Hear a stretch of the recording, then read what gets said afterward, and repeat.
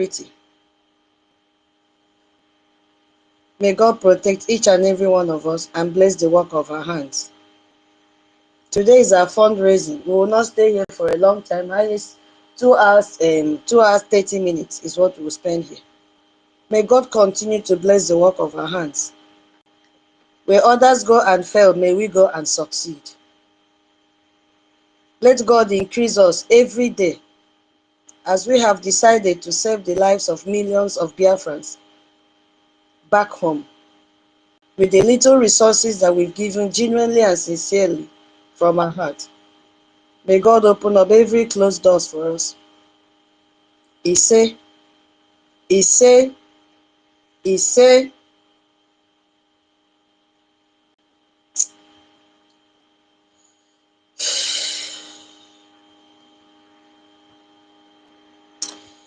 welcome, dear friends. Welcome. Welcome, Madam Key. Welcome, Simon Ekpa from Chicago. Welcome, Sister Stella, senior citizen. Welcome, King David. Welcome, senior citizen Ben. Welcome, we get wine. Welcome, Biafra Liaison Onyenyere one. Sister Augustina, welcome. BRGIE, welcome. Sister Nwachukwu, welcome. No, Ikondo Emeji. Abasedian of Ruwo. Odinawa, welcome. Abasedian of Fame. CEOs, no. Odogu, no. Ikondo. Isi, Ikondo. Ohe Hook, Ikondo. Holland, Ikondo. Abasedian of Ruwo. No. Zooplus, no. Prince, no. Ikenna, no. Onyejua, no. Ekomdo. Ego Igwe, Ekomdo. Biafra or Ekomdo. Salome, Ekomdo. Ikoro, no. Emedi, welcome each and every one of you. Mama Betty, Ekomdo, welcome. Please, my people, share the space. Defense, Ekomdo, no. Share the space, my people. It's just an extension of what we did yesterday. Welcome each and every one of you. I really appreciate your turn up. Please share the space so that others may, get the link and come in and speak to Biafrans. I don't know, my spirit just changed now as I'm seeing Aonyendu in this condition that he is. Yeah. This man have suffered enough, and I don't know how people that put him there will be sleeping comfortably in their homes. How heartless they are. But we know that God is not sleeping. He doesn't sleep, he doesn't slumber. His eyes are on him. And very soon, he will raise his right hand, and every power will be under his feet. He said, okay, we are just going to go straight to the topic of the day.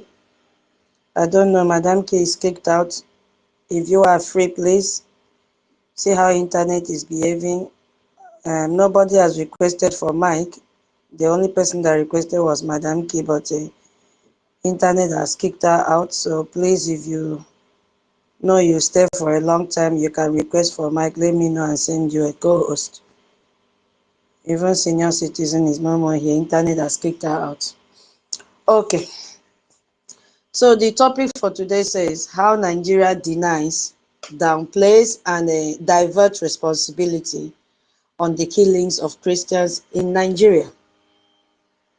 So it's like an extension. I call this topic, there is no space, I would have added the 3 Ds of Nigerian government concerning the killings of Biafrans, the 3 Ds, but there was no space for that. And you can see we have the first D as denies, the second D downplays, and then the third D is divert. So this is the method that the Nigerian government, the terrorist government, is using to gamble and play with the lives of Christians in Nigeria. So that is what we'll be talking about. And under this topic, we are going to talk about our Onyendu. In fact, I'm going to start the space with him. Okay, hold on, let me send it. Madam K, let me send back the mic. So, I want to start the space with him. Because what is going on now is terrible. We are going to examine how the Nigerian government has systematically denied, downplayed, and divert attention from what many international observers are calling a silent genocide against Christians. The 3 Ds that they are using. Yeah. So, as I said, this space will contain a discussion on mass killing and the extreme violence, and our Onyendu's case, the deliberate omission from presidential pardon. His name was not there. And religious persecution and ethnic cleansing will be part of what we'll talk about as well. And the complicity of the terrorist Nigerian government. Yeah. So we are going to use the word as it is. Madam K, I've sent it to you. I've sent the speaker. I don't know why you're not getting it.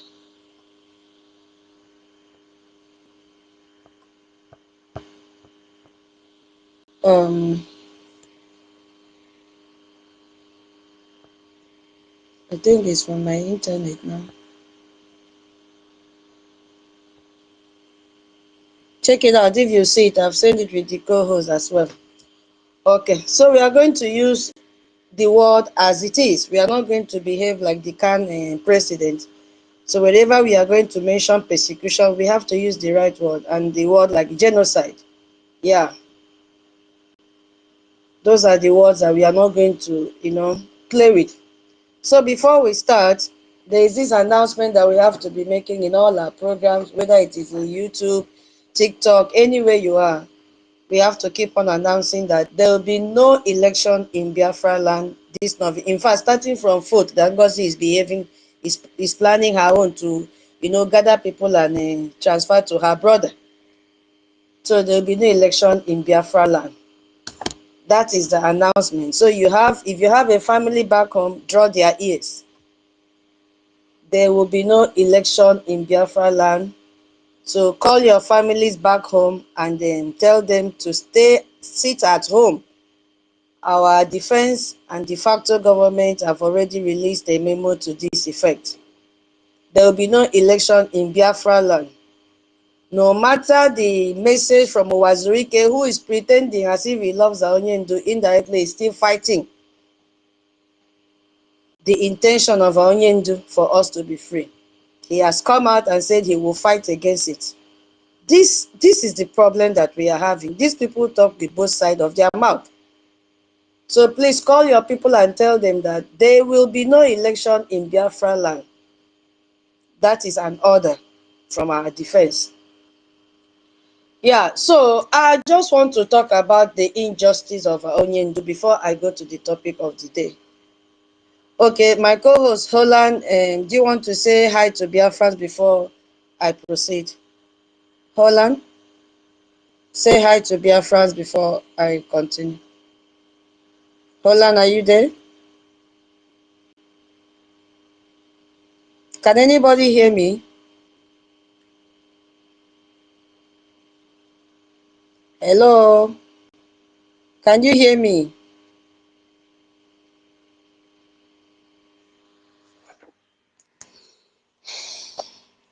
Can anybody hear me? Okay, thank you, B Chicago. Thank you. Okay, maybe Holland is not close to. Thank you. Thank you. It's not close to his phone. So let me continue. Yeah. So I want to talk about one of the, outrageous injustice in modern history, in fact, in this 21st century that I have ever seen in my life.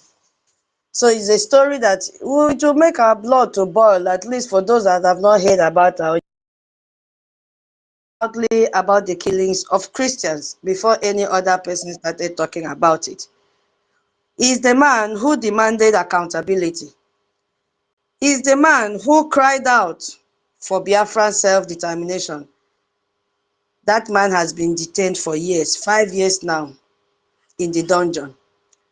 While we see the actual mass murderers, they walk free, while we see Boko Haram terrorists being pardoned and reintegrated into the Nigerian military, and they were busy using the weapons that they got from the US and every other country to kill Christians.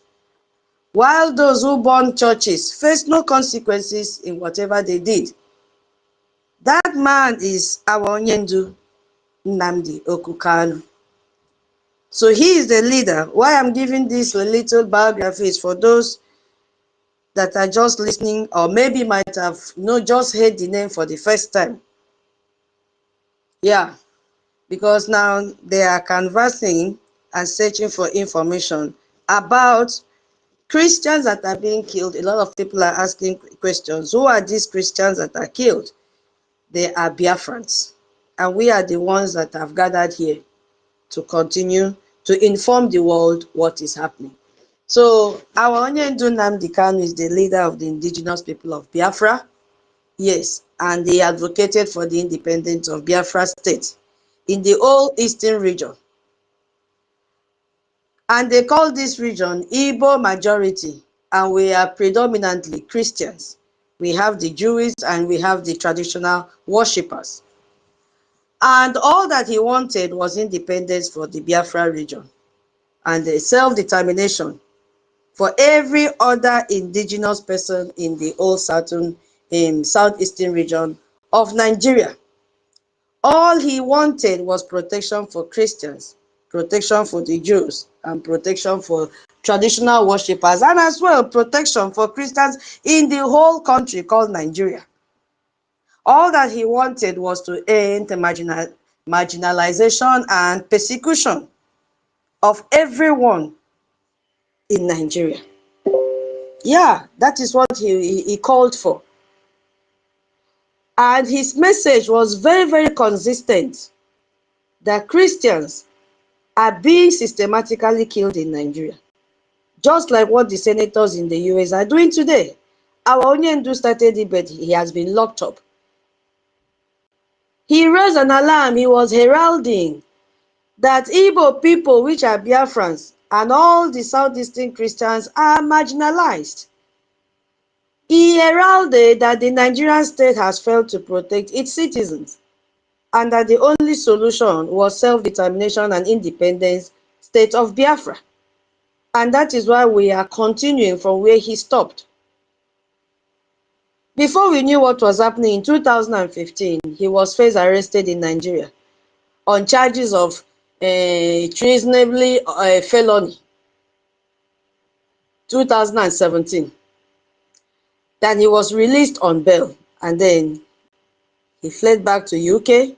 If I've made mistake, please, when you pick the mic, you kindly correct me with the yes. Okay?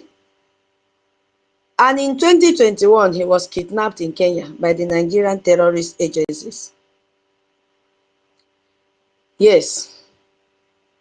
Extraordinarily renditioned to Nigeria. It was not an arrest. It was not a legal arrest. We call that kidnapping. They abducted him from Kenya. Kenya is a sovereign state, and they brought him back to Nigeria. And that is called extraordinary rendition. And it is illegal under international law.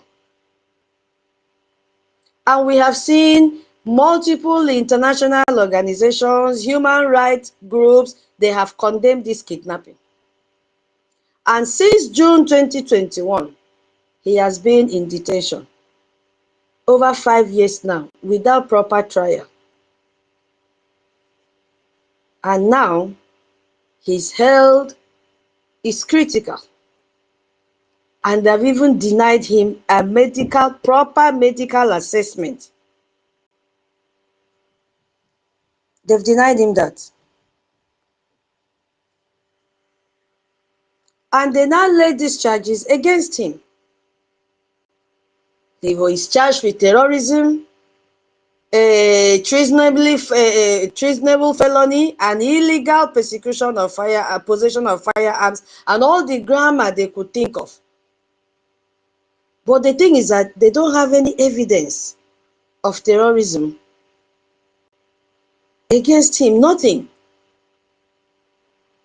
No evidence that he personally killed anyone. They have not even caught him with a gun. Nothing. His crime is primarily his speech, his broadcast. And what was he broadcasting? Demanding Biafra independence and still highlighting this Christian persecution. Why I'm taking time is so that the world will know that this persecution did not start today. That there was someone that only used microphone to raise this alarm that Christians are being killed in Nigeria. But that person today has been locked up. If we compare this to the treatment that the actual terrorists have received, it is nothing to write home about. Because just yesterday, October 10, there was a presidential pardon. October 10. This is where the injustice has become absolutely clear. Nigeria Council of State, they met to consider presidential pardons. This is when the president grants clemency to prisoners. You see? And when I went to look at the list includes various politicians that were even convicted of corruption. Some criminals convicted of various offenses. Even some deceased persons were granted pardon. Those that have died were granted pardon. Oh God. So my question, who was deliberately excluded from even being considered? That person is Nnamdi Okukano. They excluded his name completely. Human rights activist Madi Shehu condemned the Council of State decision to exclude our Onyendu from the pardon list, calling it, I'm quoting his word directly, he said, insensitive and unjust, and showing a deliberate disregard for equity, justice, and peace. We have seen a Showore that described our Onyendu's ongoing trial as persecution, not prosecution. That is what is happening to him. So let's just think, a man whose crime is demanding self-determination and speaking about Christian persecution is not granted pardon. But meanwhile, Boko Haram members have been granted pardon, while Onyendu is still sitting there in detention for speech. For speech. Look at what Nigerian terrorist government is doing for the actual terrorists. They have given Operation Safe Corridor and what they call a de-radicalization program. If you go back to December 2024, the Nigerian military has welcomed over 130,000 they call repentant Boko Haram terrorists and their families back into society. We saw the same thing in February 2024. Borno state government cleared more than 1,000 suspects of terrorism involvement and released them from military detention. The news is there. In March that same year, the Nigerian army planned to release more than 500 detainees of Boko Haram. Those people had link with Boko Haram.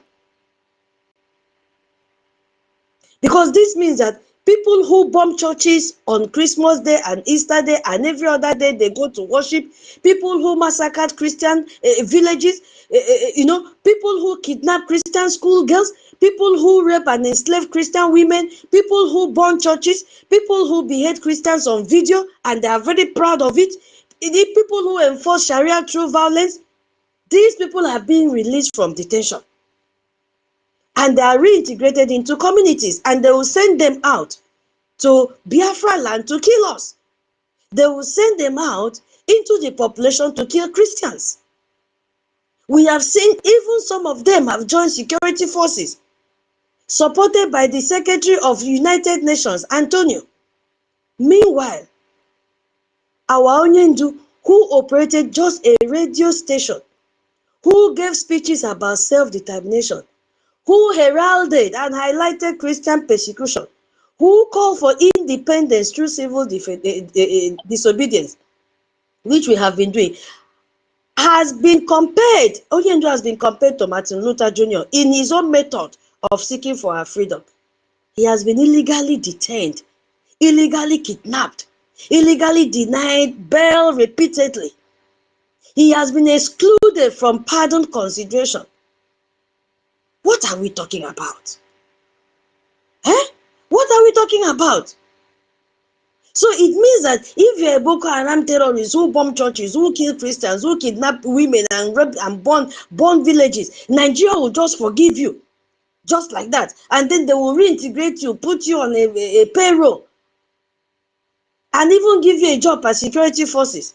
But if you are, the likes of Onyendu, who spoke about Christian killings and demanding accountability, just like the same thing the senators are demanding now, what will Nigeria do? They will kidnap you from any country that you are. They will detain you for years without proper trial. Even if you are sick, they don't care. They don't care about whatever happens to you. What is going on? Because this tells you about everything Nigerian government prioritize. They are more comfortable with mass murders who repent than the activists who speak the truth about Christian persecution. Because Boko Haram terrorists don't threaten their power structure, and they will do that very soon. So they can be controlled, managed, and absorbed. But someone like Onyendu, who speaks the truth, that is now a threat to power. Because that is the way they reason. I don't blame them, because people that will bend their head and allow a cow to pee on them and they use cow urine to wash their head, what do we expect from the way they reason? What do we expect? Because I have seen Aloy Ejimako, he has come out. That means the word that our APM said is penetrating. After dropping episode here about why he's also giving history about Onyendu, I'm not going to read it. But the news, the caption is saying that Nnamdi Kanu's lawyer reject request to resume his trial. I support him. What kind of trial do they want to resume again? What kind of trial do they want to resume again? I support him 100%. Let him reject it. It has become a child's play. That is what it means. I'm very happy that he has woken up to face the reality. Yeah, that is what is happening. So that was why I said I will just start the beginning part of this space today to talk about our Onyendu, because that presidential pardon, who prepared the list? Why did they remove his name from there? I don't know if anybody have anything to say before I go to the topic of the day. So I'll use my mic here. Yeah, please, if you have anything briefly you want to contribute towards this Onyendu's case, you can go ahead before we start the space properly. Thank you so much. And if I don't see any hand raised up, then I will continue. Can you hear me?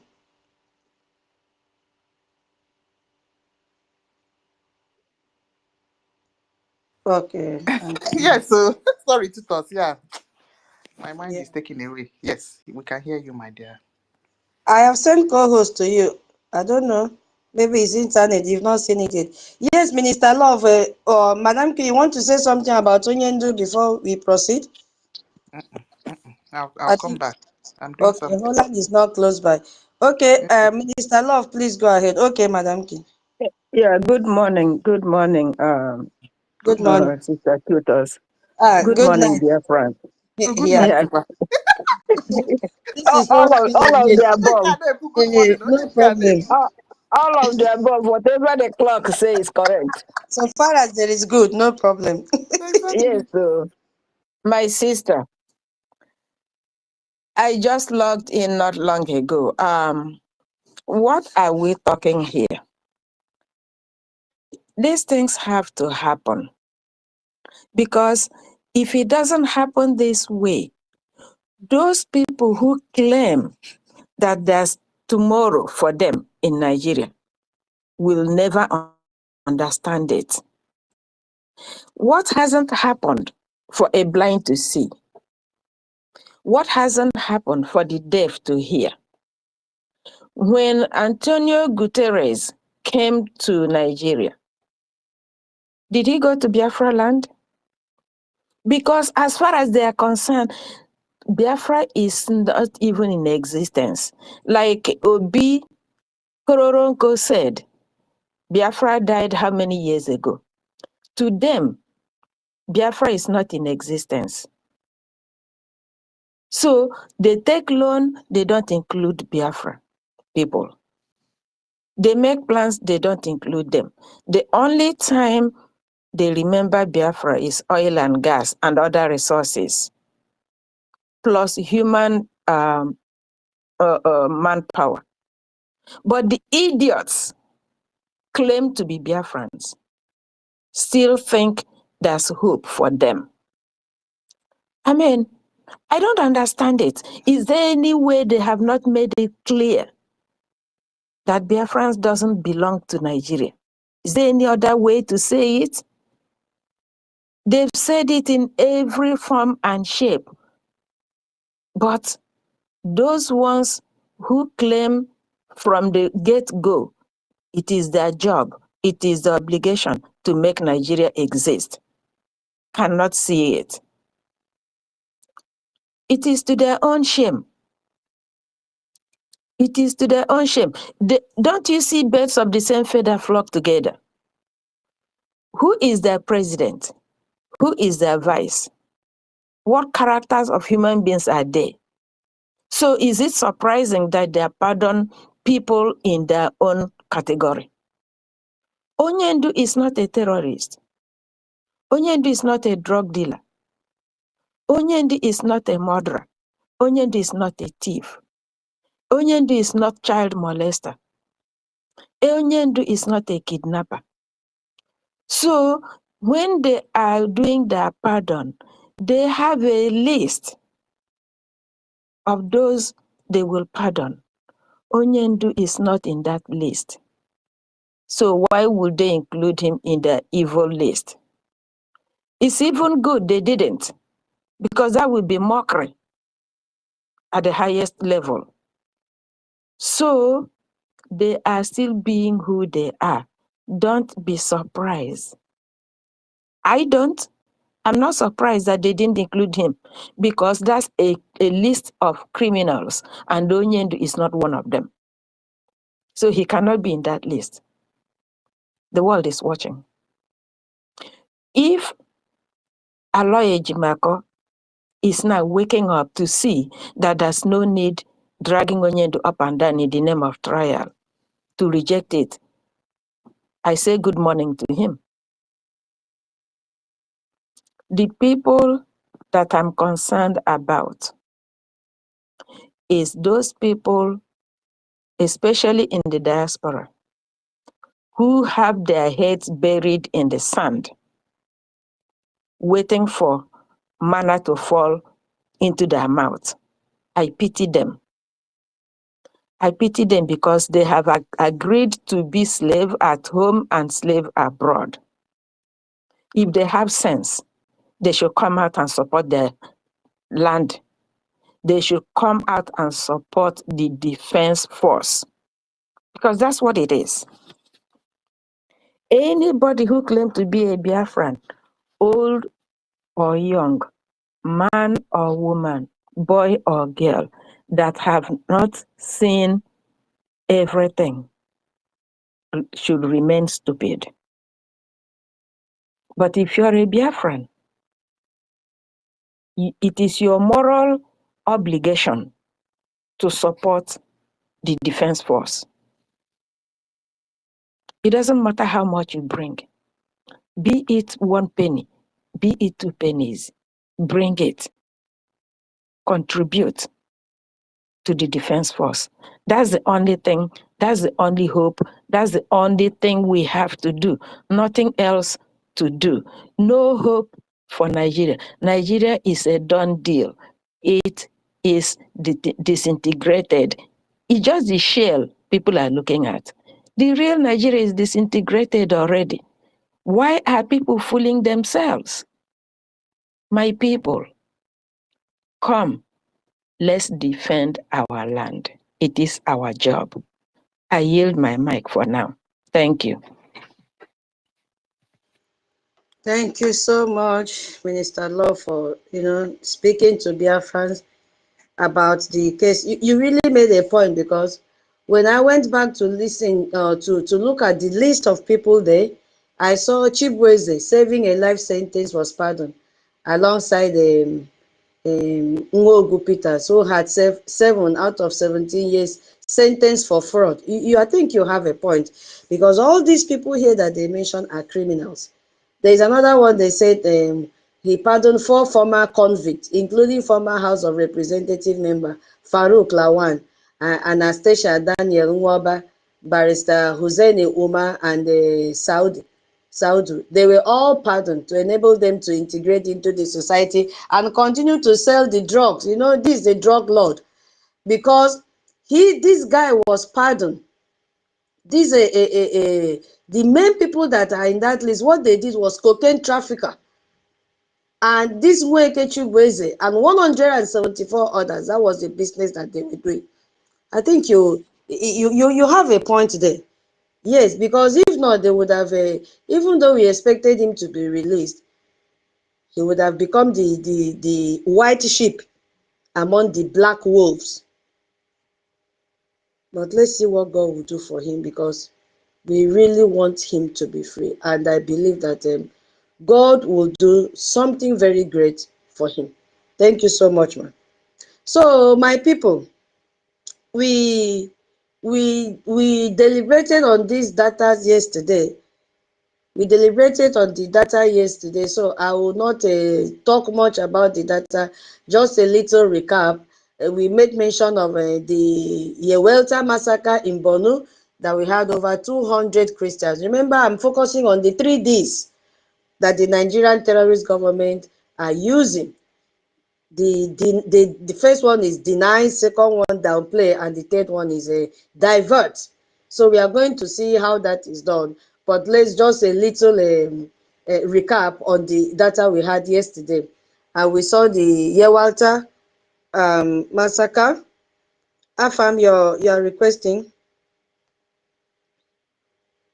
We saw Yewalta massacre in Benue State, where we had over 200 Christians that were slaughtered in a single night. We talked at length about this yesterday. And then we also saw attack and what the terrorists came with, all the AK-47. And that was what even made Pope Francis to call it a terrible massacre. Because even the Vatican, which typically exercise some diplomatic restraint in what they are doing, they couldn't hold this one. They had to call it a terrible massacre. They couldn't remain silent in that one because it was overwhelming. And then we talked about the one that happened in June 2025, that 85 Christians were killed, same in Benue. And then the Sankere massacre as well, we talked at length. So I'm just giving you a recap about what we discussed yesterday, because it's like an extension of what we did yesterday. So the broader historical picture, let's say since 2009, and there's this estimate of 52,000 to 62,000 Christians have been killed in Nigeria, and over 18,000 churches have been burnt down, destroyed, and even forced to close, especially in that Benue State. And over 5 million people have been displaced. Yeah, that's been displaced. So, and we said yesterday, 90% of Christians that have been killed are killed in Nigeria. So with all this data that we have, the response from the government is that it is a lie. It is a lie. That is the response that we are getting from the Nigerian terrorist government. But you know what is happening today? We have seen that even when they are saying that it is a lie, we have seen Washington Post. Remember yesterday we were looking at the more senators that have joined the queue to talk against these killings of Christians in Nigeria. Now, the Washington Post have joined. And the way they wrote their own, they said, you know, like somebody that was running and said, oh, finally. They said, at last. They break out and said, at last, the world is noticing the persecution of Christians. That is the caption that Washington Post made. You see, this is a US newspaper, Washington Post. I think I also retweeted it. You see a picture of a Reverend sister holding rosary, praying her rosary. That is it. So you can go back there and click. There is a link I pasted also. You can click and hear the full gist. It says violence against Christian merit. Oh my God, merit US pressure on Nigerian government for strong countermeasures. So I'm not going to read it. You can go and search for it because we don't have too much time. So now let's listen to this man here. The lie. In terms of having the leaders of Boko Haram. Recently, we arrested the leaders of a rival group from Boko Haram, which are inflicting all kinds of problems in the West African sub-region. We have seen the surrendering. This is a fact that has been reported everywhere. This is not true. They have not arrested anyone. This is Tinubu's spokesperson. Bwala Daniel is his name. We have not seen any arrest of any Boko Haram member, but as we rightly said, if the head is a liar, what do you expect from the disciples? So he is saying that they've been arresting Boko Haram members, they will see them surrender. No, none of this has happened in Nigeria. About the insecurity situation in the Northwest. Now, here is the difference. On the government side, we admit of the fact that insecurity is one of the foremost responsibility of government and that we are fighting it and we're dealing with it. Where we have problem is that suddenly there is this narrative that tends to sort of separate between the Christians and other faith and other people who are also victims of this crisis. And that's why we say the agenda is to ensure that they stay off religious crisis in the country. And once they do that, especially most of them, now look at it this way, almost all the lawmakers from abroad who are basing the argument is on a report from one person. Meanwhile, there are multiple sources that are... Did you hear what he's saying? That the report, he is staying in the zoo to say, that, we discussed this yesterday, that in America, they have what we call watchdogs, and they are there in all the countries. American senators did not get any data from one source. I will go back today, and then there is a handle that I'm going to read. I got the news to really know what happened that Nigeria was removed from CPC. So these people got recommendation and news from their watchdogs. We spoke yesterday. But this man is sitting down here. If you go and watch this video, you even see that the woman that is interviewing him said in her mind, like, this man, does he expect that she's a fool? Upon all the evidence, does this man now mean that what the Congress persons are reporting, to the extent of filing and submitting a bill, they are all, they got the data out of a blue moon? So the woman is not even comfortable listening. You see the way she ended this conversation, sharp, sharp. Because she knew that what this man was saying, they were all lies. Let's continue. Have their reports about the situation in Nigeria. So even if the characterization of the targeting of Christian communities as a genocide is, far further than is truly representative of what's happening on the ground. At the same time, voices from the Christian community have for years made it very clear that they feel that their position as being victims of violence from Boko Haram, amongst others, because the majority of Boko Harams, as far as I understand it, as far as we can guess, their victims are Muslim, but at the same time, a substantial number of their victims are also Christian. Now, again, just to point out that the concerns of those who are raising attention about the security situation in Nigeria, they focus on Boko Haram, which generally operate in the northeast of the country, which was born from Borno State, my degree, but then also we have the concerns of the clashes in the Middle Belt between the Fulani and the settled, mostly Christian communities. Right. Now, it's those communities, the Christian communities, who have often become victims of clashes that have gone both ways, that have raised their voices saying that they feel like their very uniquely vulnerable position has not been acknowledged by successive governments. So it's not just Tinubu. So here's the point. Let me be frank with you. When Boko Haram insurgency started at the beginning, they were targeting Christians and they were burning churches. It has been reported globally because their intention at the time was to stir up religious crisis. Over a period of time, they did not succeed in that. So what they did was they broadened their attack system, which now affected every single Nigerian when you happen to be in their line of action. To the point where now, if you look at the data in the real sense of the word, has more of the non-Christian faith who are victims of this. So we're not arguing that, but what I think that He is dodging from mentioning Fulani terrorists. These people, I don't know where they go from their training. He is saying that Boko Haram did not succeed, but what did they? If they find you within their territory when they are operating, then there is no other option than for them to kill you.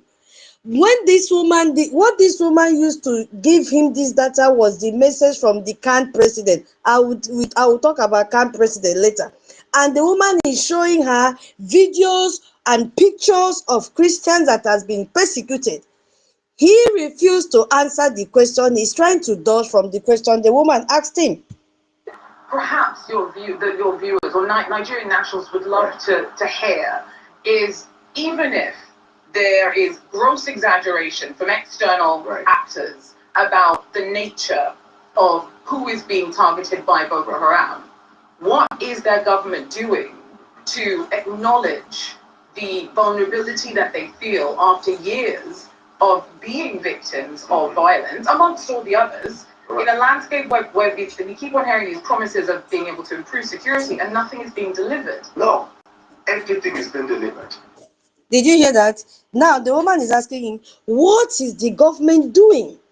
Or even what will they do? But I want you to listen to the response. The man is saying everything has been delivered because he's the spokesperson, presidential spokesperson. He said everything has been delivered. I want you to listen. The reason I played this audio was, or whether video, but you are not seeing it, is for you to listen to the response that he is not saying anything relating to the question that the lady asked him. And immediately the lady dismissed him because he was lying. He refused to answer the question. So let's listen before I continue. Before 2023, we used to have prison breaks. We no longer have prison breaks. Before 2023, we had some of the local government in Nigeria taken over by the insurgents. We don't have it at the moment. Before 2023, there wasn't a case. Meanwhile, in Borno, 18 local governments have been taken over by the terrorists. And he knows. But here he is saying that such thing does not happen again. That is why we must hit this BRGIE space and make sure the world knows what is happening. That these people are liars. You see? Or there were no cases of the arrest of the leaders of Boko Haram and their decimation in the number that we are seeing at the moment.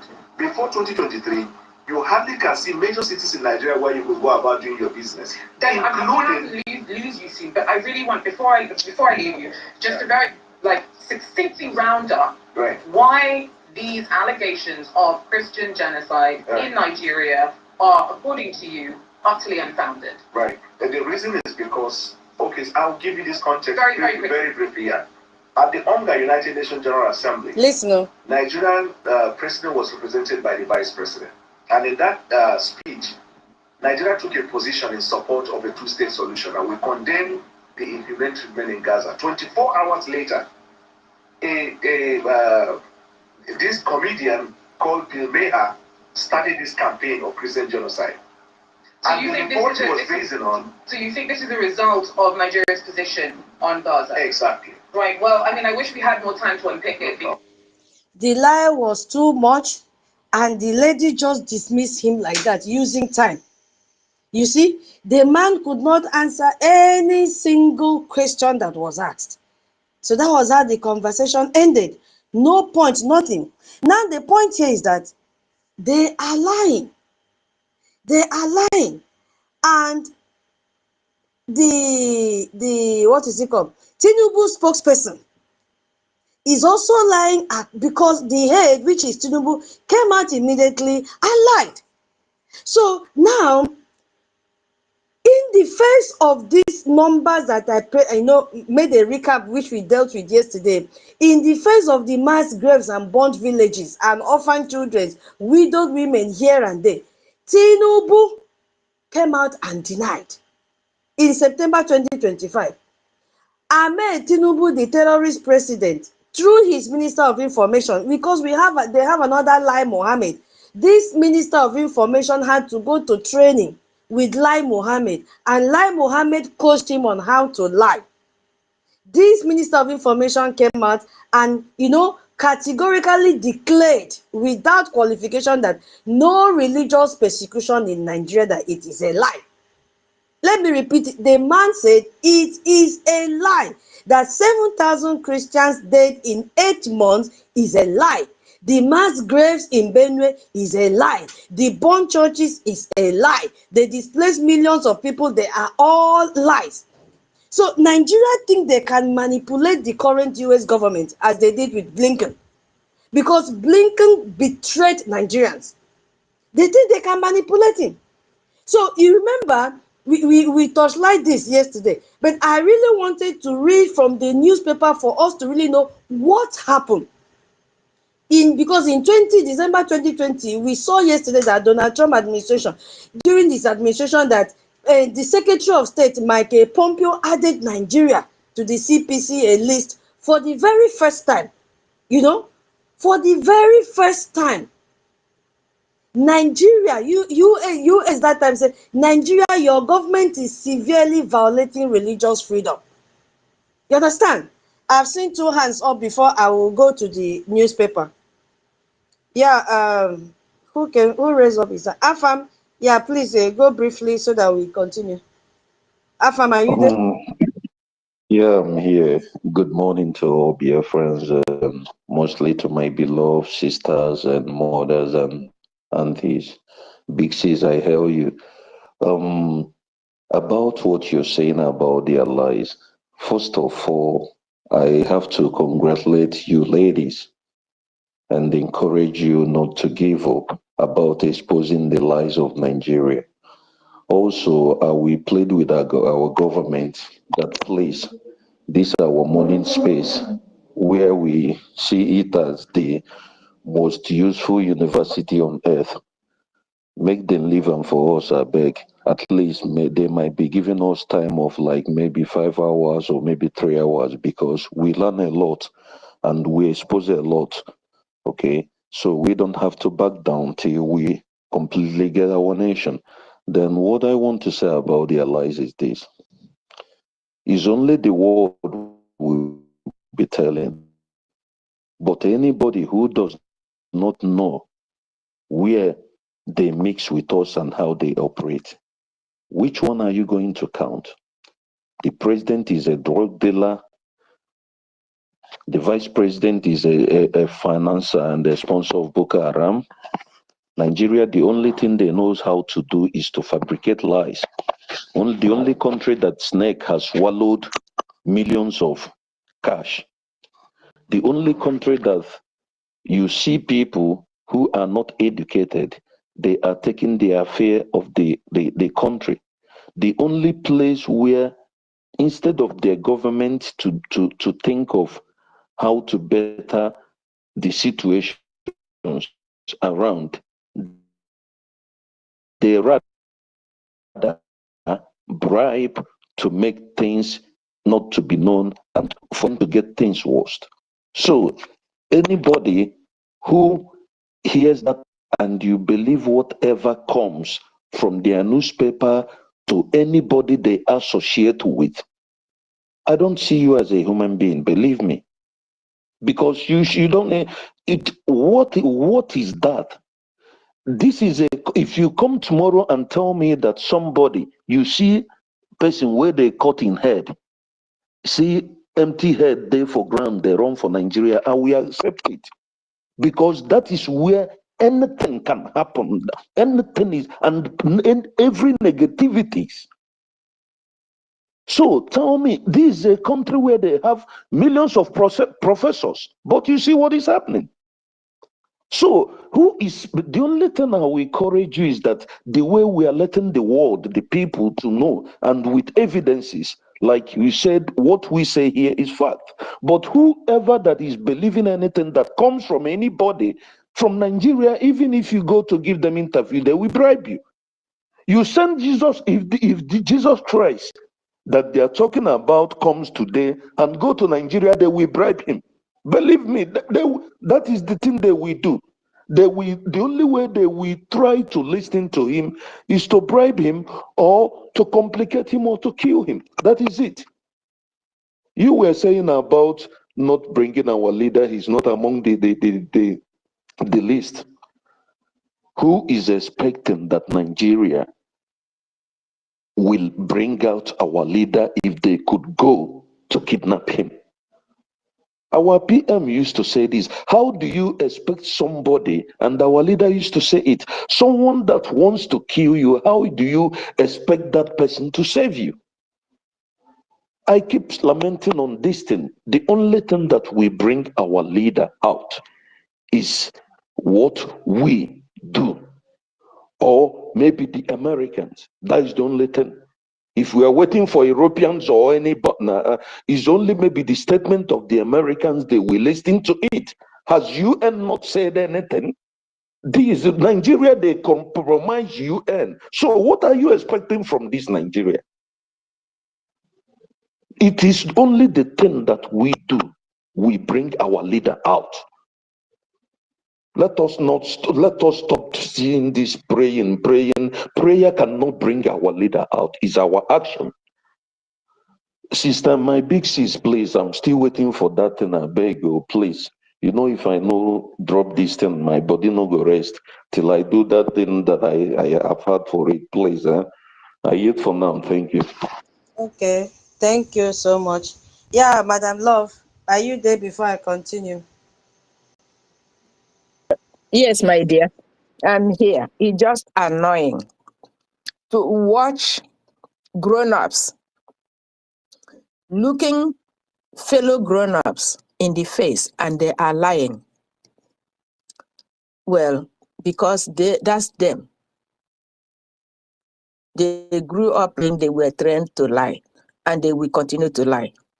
The only thing I'm saying to them is both the liars and whoever believe them, whoever they are, as long as they have 2 hands, 2 legs, and 1 head, it doesn't matter where they're located. May Nigeria happen to them. May Nigeria happen to their families. May Nigeria happen to anything they consider theirs. May Nigeria happen to them. In the morning, in the afternoon, in the evening, and in between, day and night. May Nigeria happen to all of them. We are watching. We are watching. That God, they don't know what we call faith. They don't know what we call divine healing. God is teaching them those 2 words through his servant, Mazen Namdekano. It is up to them to learn or not. They might not even learn because they have reprobate mind. But their reward is that Nigeria will happen to them. Thank you, my sister. We continue. All right. So I'm reading from the site called persecution.org. There was a very strong controversy why Nigeria was removed as a CPC. So I'm going to read from there briefly so that we understand that it's been long, Fulani colluded for them to be, for them to remove Nigeria from the list of CPC. So I will just scan through it, because if I want to read all these things, we will end up not doing anything today. So this was a report that was written by USCIRF. I called the name yesterday. The full meaning of it, the U.S. Commission on International Religious Freedom. The U.S. Commission on International Religious Freedom. So when I call that, that is what I'm talking about. So they said, since November 2021, stakeholders and citizens from both the U.S. and Nigeria have expressed concern. Now, responses have varied from outrage to approbation. Along the lines of outrage, the USCIRF titled "Outrage by Omission of Nigeria and India from State Department List of Countries of Particular Concern," meaning that India was also removed. So in that statement, you see USCIRF Chair Nuri Tokel stated that there is no justification. Did you hear that? There was no justification for the failure to recognize Nigeria as an egregious violator, egregious, we talked yesterday, continuous killing, raping and all that, of religious freedom. And he kept on saying, he further said that, he noted that the Senate Department's own research shows example of severe violations in Nigeria. So US lawmakers speaking against the removal have communicated both confusion, did you hear that, and dismay as violence in Nigeria has continued. Representative Chris Smith, who is now the chairman of the, what did they call, Human Rights Commission, let me just put it like that, of New Jersey, one of the authors of the February 2nd, 2023 resolution to Congress, said, last year alone, that is 2022, he made reference to last year alone that 5,014 Christians were killed in Nigeria, accounting for nearly 90% of Christians' death worldwide, as well 90% of Christian kidnapping across the globe. Now we had another person called John Elpner, president of Christian Solidarity International, dispatch a letter to Secretary of State Anthony Blinken. In that letter, why am I reading this? Because Anthony Blinken was the one who removed Nigeria from the CPC. And what he did this against the recommendation of the experts. Who are these experts? All the watchdogs we mentioned yesterday. One of them is USCIRF. So I wanted us to read and hear it directly that they are the ones that wrote and said that he removed Nigeria and by, without considering the recommendation that they wrote down. So that is why I'm coming to read from the source so that nobody will say, they heard it from BRGIE Space. That it is from their side that I'm reading it now. I hope everybody have understood what I'm saying there now. So where did I stop? Yeah. So Elpner noted how this organization is updated daily on new violence. That was the letter he wrote to Anthony Blinken.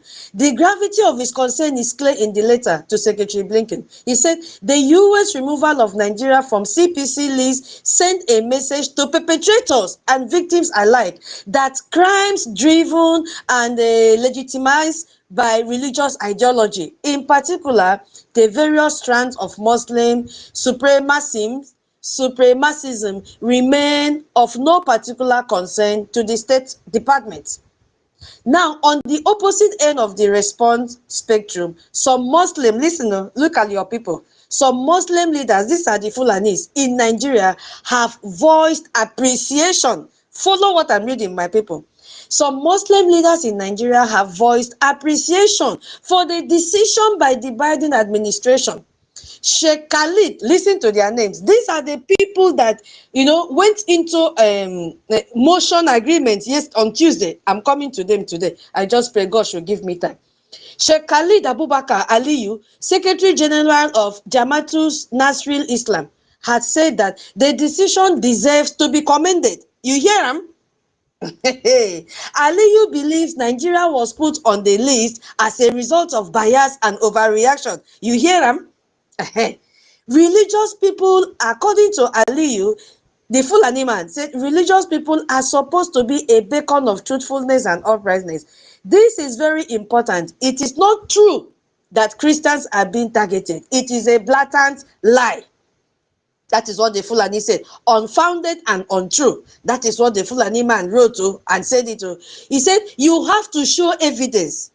Meanwhile, there were thousands of evidence. He said, you have to show evidence, you have to show facts and figures to prove that you are the main victims of violent conflict of Boko Haram or whatever. Muslims are the main victims. Are you understanding what I'm reading here? I need thumbs up. Let me know if you are following me. That this fight did not start today. Can you still hear me? Okay, thank you. Thank you. So this fight did not start today. Where did I start? Where did I start? Where did I start?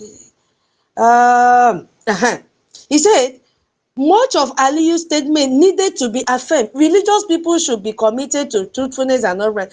Evidence and facts ought to establish No, the decision. you talked about where he said of not killing, that they are killing Yeah, the I've seen Muslims. it. I've seen it. Thank you. I've seen it. Thank you so much. Evidence and fact ought to establish the decision regarding Nigeria's inclusion on the CPC list. My people, evidence were so numerous. He said, but a few questions persist concerning whether Muslims or Christians are the main victim. First, what perception is held among Nigerian Christians regarding violence and the need for the CPC designation? That was the question he asked. Second, what do the facts and figures suggest? Third, does it matter who suffers most? Did you hear that? Did you hear what Aliyu said? He said, does it really matter who suffers most? That was what he said. So concerning the first question, a recent study demonstrated that the first question he asked was, what perception is held among Nigerian Christians regarding violence and the need for this CPC designation? Now, concerning the first question, a recent study demonstrates that Christians in Nigeria certainly perceive they are being targeted. Of course, as Aliyu notes, this perception does not prove that persecution exists against Christians in Nigeria. However, the prevalence of this persecution is a clear indication that something is causing unrest in the Christian community. His first question has been proven wrong. Absolutely wrong. Now, in a peer-reviewed journal, we have another one called Dr. Tarela Juliet. He wrote a publication that establishes the case of religious insecurity among Christians in Nigeria. According to EK's research, Christians suffer fear and insecurity in Nigeria, resulting from a plot to undermine the Christian's identity. Hey, let's leave that one. That was just what they found from their research, again, to support what they said. Now, again, this research is not intended as a proof. That one no concern us. Let me go again. Now, the violence shapes how Christians understand themselves in Nigeria. It's like being a Christian is tantamount to victimization, according to Dr. Ike's interviewers.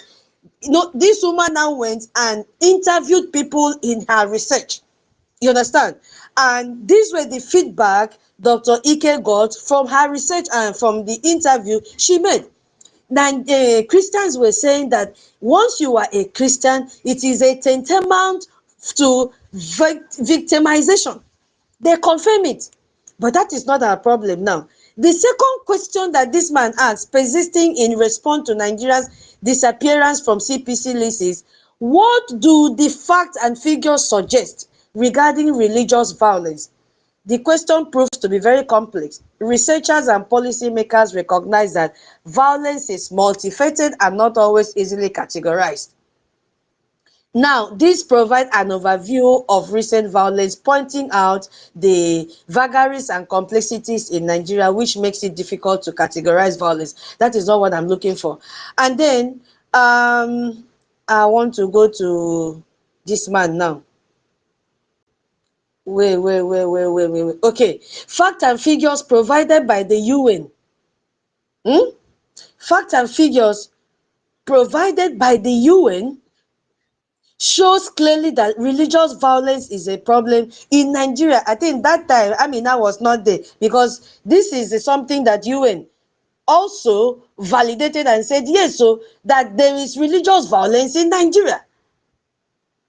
And Dr. Ike, which they are now using her research now to back up and give a support in this research, says that Boko Haram is responsible for displacing approximately 2.4 million people in Lake Chad Basin and over 2 million people in Nigeria.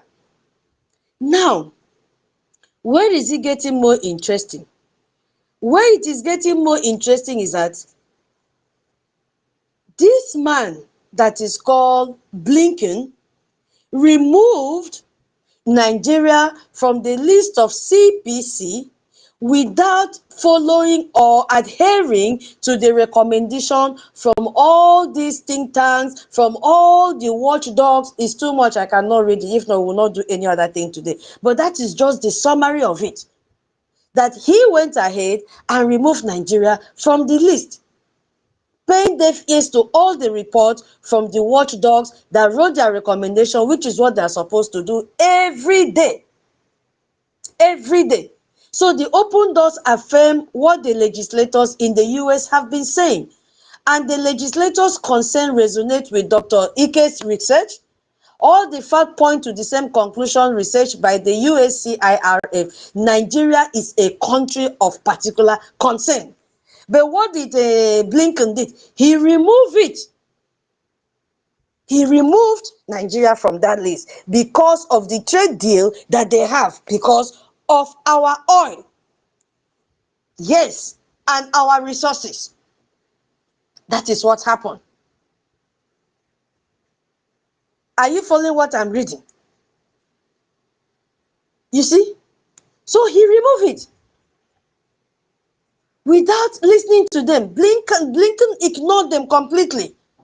Completely. He actually testified to the Congress about this decision. He said the violent attack against Nigerian Christians, he said, have nothing to do with religion. That was what this Blinken presented. You know, he was the secretary. I told you why they've given this secretary the mandate.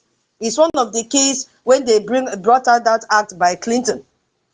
He said that what is happening in Nigeria, the killings have nothing to do with religion. So think about it. Churches are being burned, pastors are being killed. We have seen Christian villages that are being destroyed. We have seen victims report attacks, shouting, Allah, Akbar, Allah, this, that, Allah, blah, blah, blah. And the US Secretary of State says it has nothing to do with religion. Hey, he essentially adopted the Nigerian government narrative that these are just farmer haters, conflict over land. Over land. Now, Sam Brown Mark, who was the US ambassador at large. Remember I told you yesterday, 3 keys were there to a US ambassador at large, and I've forgotten the second one. Then the third one, the mandate was given to the Secretary of State.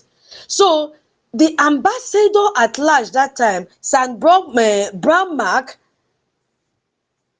under Trump, was furious with this removal of Nigeria from this list. He said the sudden removal of Nigeria from CPC list is a serious blow to religious freedom in both Nigeria and across the region. Just when, I'm quoting him, just when we should be doing everything possible to stop the relentless violence that is targeting Christians and others, we do the opposite. Nobody was happy when Nigeria was removed. Nobody. The USCIRF called Blinken's decision appalling. They said keeping Nigeria off the list despite increasing violence was deeply irresponsible. Now the question is, what happened after Nigeria was removed? Did the violence stop? The answer is no. It got worse.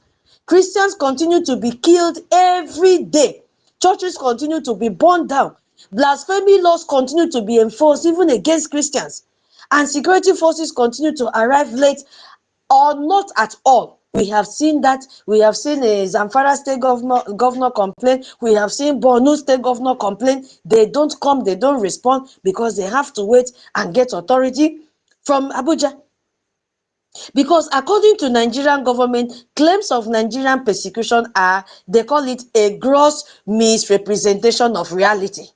All these are there, I'm reading from there. Because the reality they insist is that Nigerians respect religious freedom and all citizens are equal before the law.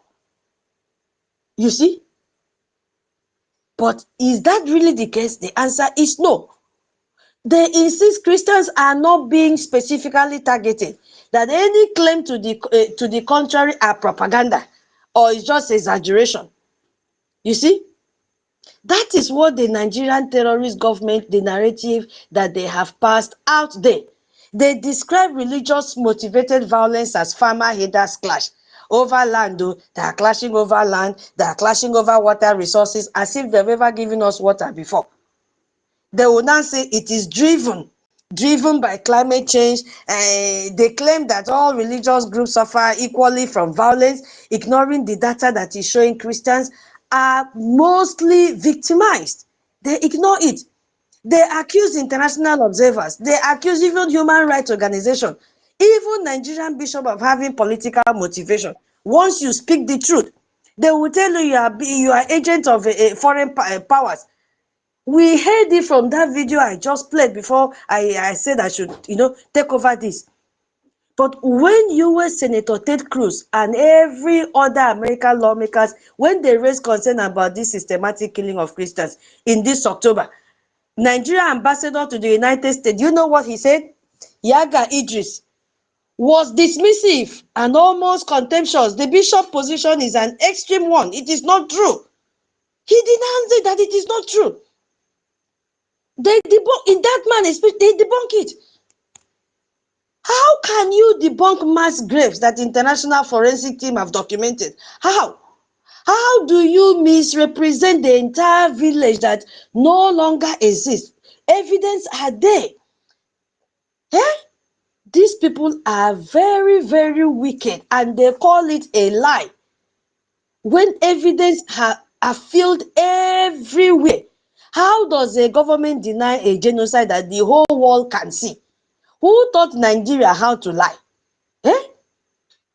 Because Senator Cruz this bill will force the Senate Department to do what it should have done all along, hold Nigeria accountable. That is why Nigeria is panicking.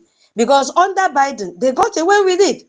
But under Trump administration, with this Congress that is pushing, they will not be able. And that is why Akpabio said, nobody will win. Nobody will win this case. Akpabio openly confessed that nobody will win.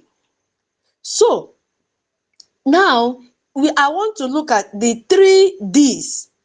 The 3 Ds. I don't know if anybody wants to say something about what happened in the past before I go to the 3 Ds.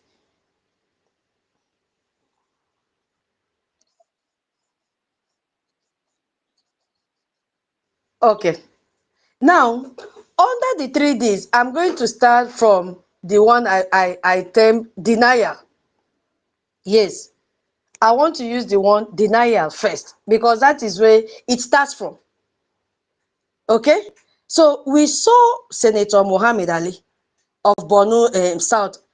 He sponsored a motion titled Urgent Need for Correct Misconception regarding the purported Christian genocide narrative in Nigeria and international communities. He did that. Senator Mohammed Ali, have you noticed the language that she used? He said misconception, purported. They are not even denying Christians are being killed, though. They are just claiming it is being what? Purported. Look at those that sponsored that motion, my people. We saw Senator Sani Musa, Niger East.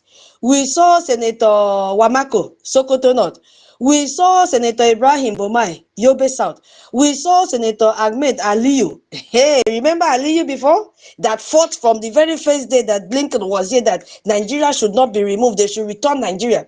Nasarawa West. And others that were there. These are all Fulanis. And all these states that I'm mentioning are part of the 12 states that has legalized Sharia law. We mentioned this yesterday. They have something in common. They are all from the Muslim majority state that is supporting Sharia law. They are all from the state where Fulani people dominate politically. They are all part of the power structure that benefit from this status quo. So how do you think? Meanwhile, our people that is supposed to get up and counter them are muted. They don't talk. They don't say anything. What is the motion claiming? What does it claim? The motion that they brought up acknowledged that Christian communities have suffered strategic and unaccepted attack. But then, look at what they insist, that violence in Nigeria has affected citizens of all faith, including Muslim. Did you see how they arrange it? So this is, I will call it, this is like a deflection. Yes, we know that Muslims have also been killed, but can you compare what statistic do you have to show? Does it correlate the statistics that have been killed, Muslims that have been killed, and the one of Christians? It's not possible. Christians have the highest number. The motion claimed that the nation's security challenges are rooted, I'm reading from them, in a mixed socio-economic, ethnic, criminal, and terrorist factors that transcend religion. This is a fat lie. Because when attackers specifically target Christian villages and they spare Muslim villages, they burn churches and they shout, Allah, blah, blah, blah, blah, whatever they're shouting when they are killing. Religion is the factor here. I don't know if I'm making mistake, but what I see is religion attack. Because when 90% worldwide Christian death occurs in Nigeria, that is a religion now. Religion killing. Religion is a factor.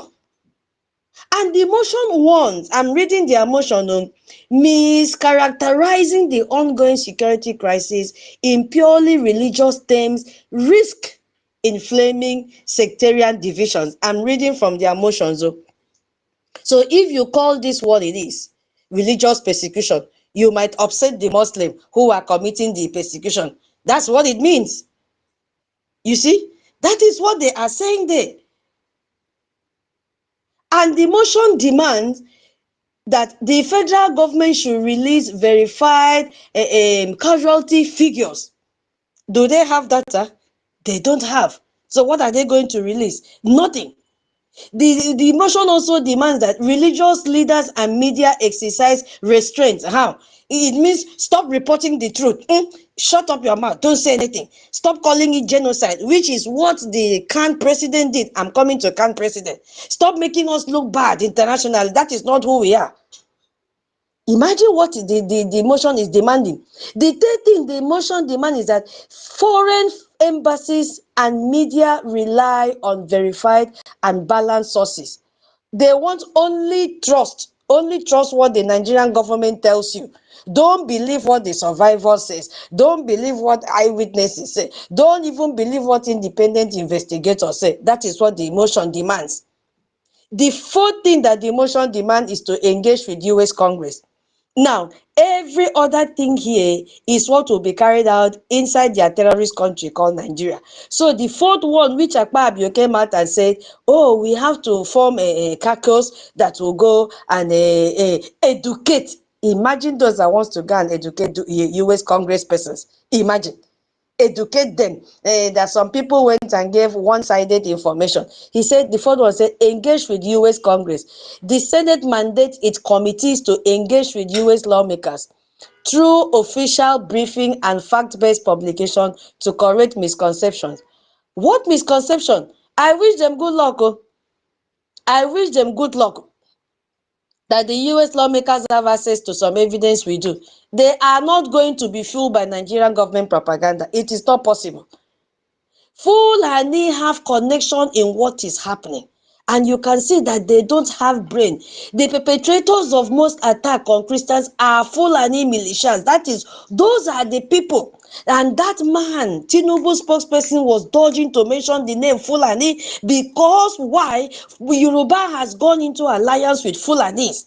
So Yorubas are protecting Fulanis, and we say, congratulations on the way Fulani is killing you people. Yes, so he was afraid to acknowledge that it is Fulani because in that map in the video, the woman brought out the area that Fulanis are killing people. But the man refused to, make reference to that. Because the Nigerian government is dominated by Fulani people. And Tinubu is also depending on the North Fulani support. That is what is happening. So senators deny Nigerian persecution are predominantly from a Fulani dominated state. That is what they are denying. And the government also refused to protect Christians. So it coincides with the Fulani militias attack. That is what is happening. And that is why the senators are so desperate. They are so desperate. So what is revealing about this Senate motion is they are desperate. The Nigerian Senate does not typically move this quickly or on anything before. They are always very slow. But what's happened to this one? They are jumping up. Hey, they want to form committee. Hey, they've done motion and there are demands from the motion. Within days of Congressman Mo that has written letter calling for their designation, everybody is jumping up. Kitty, kitty, kitty, kitty, kitty, kitty, kitty. Why are they jumping? But I want to tell them that this motion will fail. It will fail woefully. It will fail. The motion will fail to convince anyone because, the evidence is overwhelming. More than 52,000 Christians have been killed since 2009. My people, you heard the letter I was reading. This battle did not start today. The perpetrators are identifiable because survivors have identified the Fulani militias. They have identified the pattern because the pattern shows attack originated from the Fulani area. And the Senate cannot erase this evidence. They have made series of videos. They cannot erase it. International community is united very tight. Because when the US Congress, the Vatican, we've seen the International Human Rights Organization, we've seen all the watchdogs, they all reach the same conclusion that Nigerian government denials are worthless and they must be designated. CAN itself admitted the truth that even Christian Association, they admitted it. After denial, I will come to CAN because that is what is really paining me. This CAN. Oh, goodness me. That is what is paining me. CAN. Did you remember what CAN said? Did you remember what CAN said about the killings of Christians? I don't know if you are still listening to me, if you can hear me.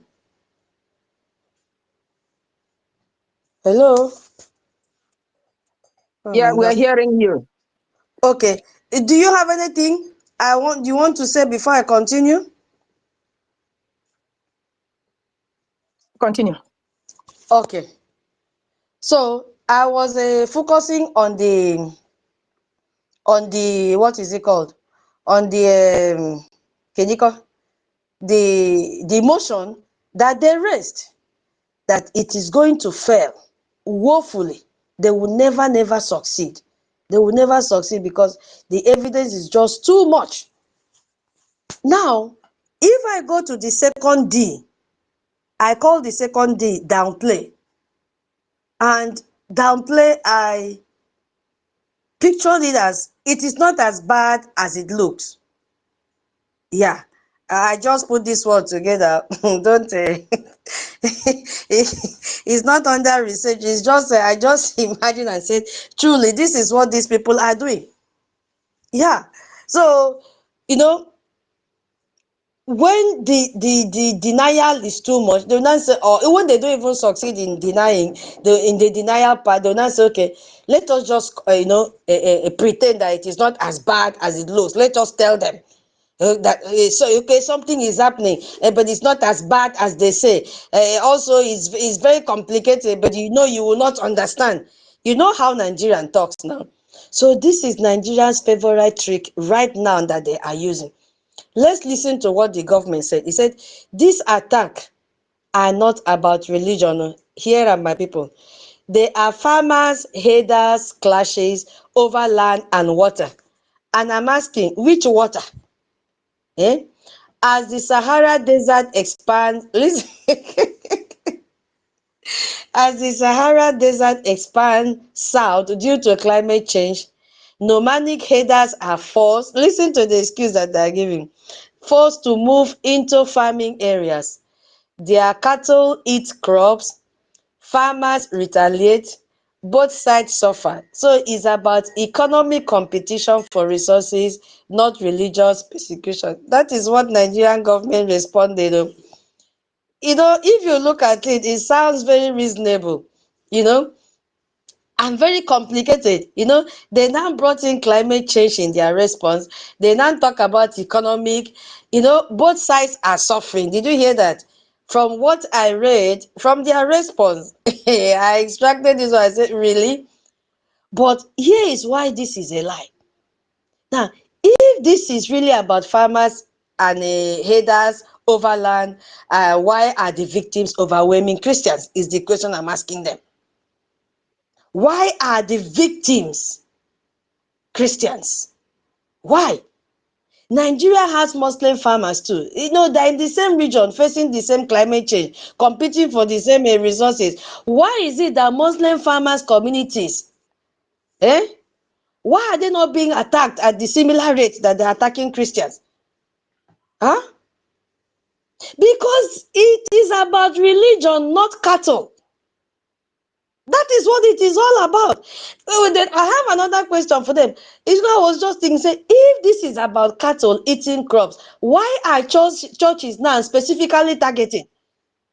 Because in attack after attack, we have seen churches that have been burnt down to the ground. We have seen mosques in the same area that have left untouched. We have seen pastors that are specifically hunted and killed and beheaded. We have seen Christian symbols that are desecrated. So if your header are angry about their cattle being blocked from grazing, why would you burn a church? Why would you kill a pastor? Because churches don't eat crops, pastors don't own cattle. The answer still remains because it is about eliminating Christian presence. And I have question 3 for them. Okay, why do attackers shout Islamic war cries? Allah Akbar. Because survivors after survivors, village after village, even victims, after shouting that, what is the next thing? They begin to quote their Quranic verses. And then the attacker specifically will be asking, are you a Christian? Are you a Muslim? I'm getting reports from those that survive. This is what they tell them. And then attackers will be telling Christian women, they are now property of Islam. We have seen it. We have seen it. So if it is about land dispute, why the religious language here? Why are they speaking their religious language? Why the Islamic declaration? Because this is religious warfare. I have another question for them. How does the farmer header narrative explain the Yalweta massacre? Victims, over 200 people that were displayed. We already know the story. So how does farmer header conflict explain this one, Bikono? Because it cannot. The narrative collapses completely. The both side argument, another downplaying tactics. Muslims are dying too. Why are you only focusing on Christians? And listen carefully to how I respond to this. I say, yes, so because I reply one of them in Twitter, I say, yes, Muslims die in Nigeria. I know. Boko Haram kill Muslim, I know. Bandits kill Muslim, I know. Criminal violence affect everyone. We know. This is terrible. We should condemn all violence. But if you look at the statistics, I told the person like that in the Twitter. I told them, this is the critical where the difference is between being a victim of violence and being a targeted for your identity. There are two different things. Being targeted for your identity. Because when a Muslim dies in a bandit attack, is it because he's a Muslim or because he's in the wrong place? When a Christian dies, is there a pattern of targeting churches? Is there a pattern of Christian leaders and Christian villages being attacked? That is the question we should be asking. So the question is not who suffers. The question is who is being systematically targeted by state-enabled violence. That is the question that we should be asking these people. Because saying Muslim die too does not change the fact that Christians are being specifically persecuted for their faith. You understand? They should face the reality. Our people should wake up and speak. Our people should wake up and speak. Because when Senator Cruz said 52,000 Christians killed since 2001, Nigeria says those numbers are exaggerated. But notice that Nigeria never provided their own numbers. So even when they said in their motion, hey, we need the numbers, they can't have the numbers. They cannot present it because they don't have the data. Why? Because Christians have been killed. So for them, it is a norm. It has become a norm. Let them kill them. No problem. Let them kill them. If I go to the last 3D, it says divert. I term that one divert. Okay, let's change the topic. Let's change the topic. Because this one will expose, because once you see it, you can't unsee it again. It is called diversion. Let's change the topic. Because when you can't deny it and you can't downplay it, just change the topic. You know, let us not talk about it. This is the main thing Nigeria is using right now. I'm going to read it for you to hear. Look at this US bill is an attack on Christian or Nigerian sovereignty. America has no right to interfere in our internal affairs. This is a neo-colonialism. We are an independent nation. This came from one of the senators. And I have a question for them. If your neighbor is beating your children to death and you call the police, is that interfering in his family life? Or is that protecting children? And I gave myself answer that it is protecting children. That is why we have international human rights standard, because after World War II, after the Holocaust, the world said never again. We had a program on this 2 months ago. We will create rules to prevent genocide and mass atrocities. So this rule applies to everyone, everywhere, no matter who you are. So sovereignty is not a permission slip to kill your citizens because you are a sovereign nation. As this senator say, this US bill is an attack on Nigerian sovereignty. So because you are a sovereign nation, so you feel you have the permission slip to kill your own citizen? It is unacceptable. Sovereignty means you have the right to govern yourself. It does not mean you have the right to massacre your people. That's it. That is what it means. So Nigeria also says, if you pass this bill, it will damage US-Nigeria relation. We are important partners. Is that what you want? That is the question that they asked. So senators still raise up this. So now, it means give us money. Give us military aid. Give us diplomatic support. But don't mention the dead bodies. That is what they are telling US now. Give us the money, give us the military aid and then support us. You know, they have already blocked all this once they sanction them. But don't mention the dead bodies. That is the meaning of what they're saying here. If you pass this bill, it will damage US-Nigeria relation. Meanwhile, the resources is ours. My people, there is no time. I wanted us to go in this place and look at the document, the alliance that our government had with the US. There is an alliance for US to know that the resources that Nigeria is boasting about now comes from our own land. There is no time to go and open. Internet is very slow. There is no time to go and open in case we have forgotten. And we also want to tell Nigeria, say, shame unto you, the resources that you are bragging about, the relationship you have in Nigeria and with the US, the resources belongs to us. So it is now time for them to turn their satellites and come and have alliance with us. Yes. And they also say another thing. The US is using Christian genocide claim as an excuse to interfere in Nigeria for economic or geopolitical reason. This is about oil. This is about containing a China. This is American imperialism. Can you imagine? These people have said, I had to take time to extract one by one what they were saying, you know, and then they now turn the perpetrator into victim. That is what they are doing. And then they now made another statement saying, we are not killing Christians, though. We are being attacked by Western powers who wants to destroy Nigeria.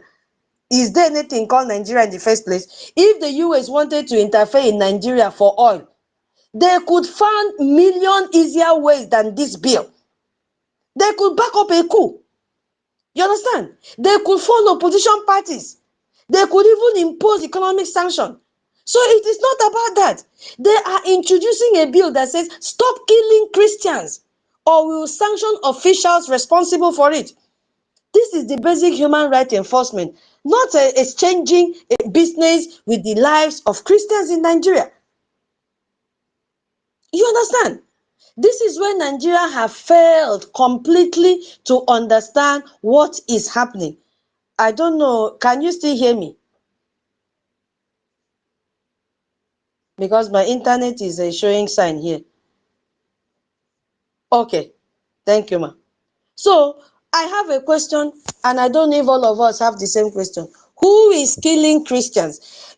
Please, do you have anything to say before I continue?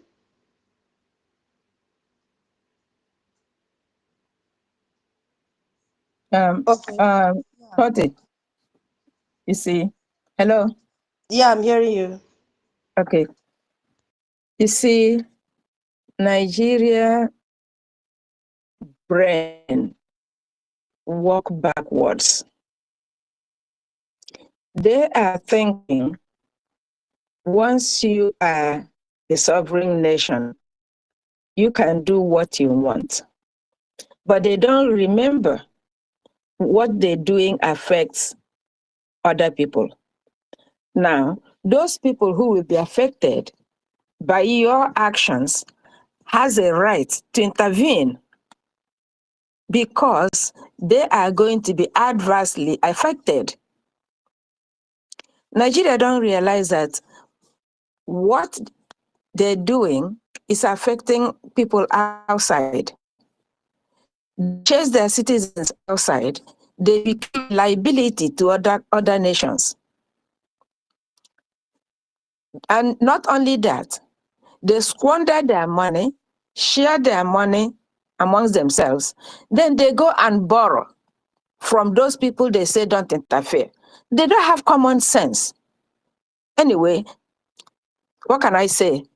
If they can stay in the Senate chamber and debate the right of cow instead of right of human beings, what would anybody expect from cow country?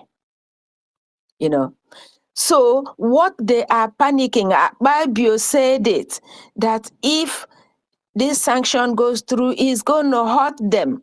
It's going to make them poor because they are not going to be getting the money they're getting to blow their head and their stomach. But whatever they are fearing is what will consume them because they worked for it over the years. It is their desire. It is their law. So they cannot escape it. They can do what they want. Ha, ha, ha, ha, ha. And then what? It doesn't stop the trend from running. Nigeria, especially those planted people claiming to be lawmakers in Biafra land, they will pay. They did the crime, they will do the time. The train have left station. All I'm asking my fellow citizens is defend yourself. That's all to it. We move on. Thank you very much. Thank you so much. Thank you. God bless you, Minister Love. You have shown us love today. Please, my people, share this space. Share this space. We don't have much time. Yeah, please share the space. Okay, before I continue, Reg and Fury, please briefly go to, say what you want to say from what I have been reading. Then after that, senior citizen, and then Solomon. Rach, are you there? Rach, are you there?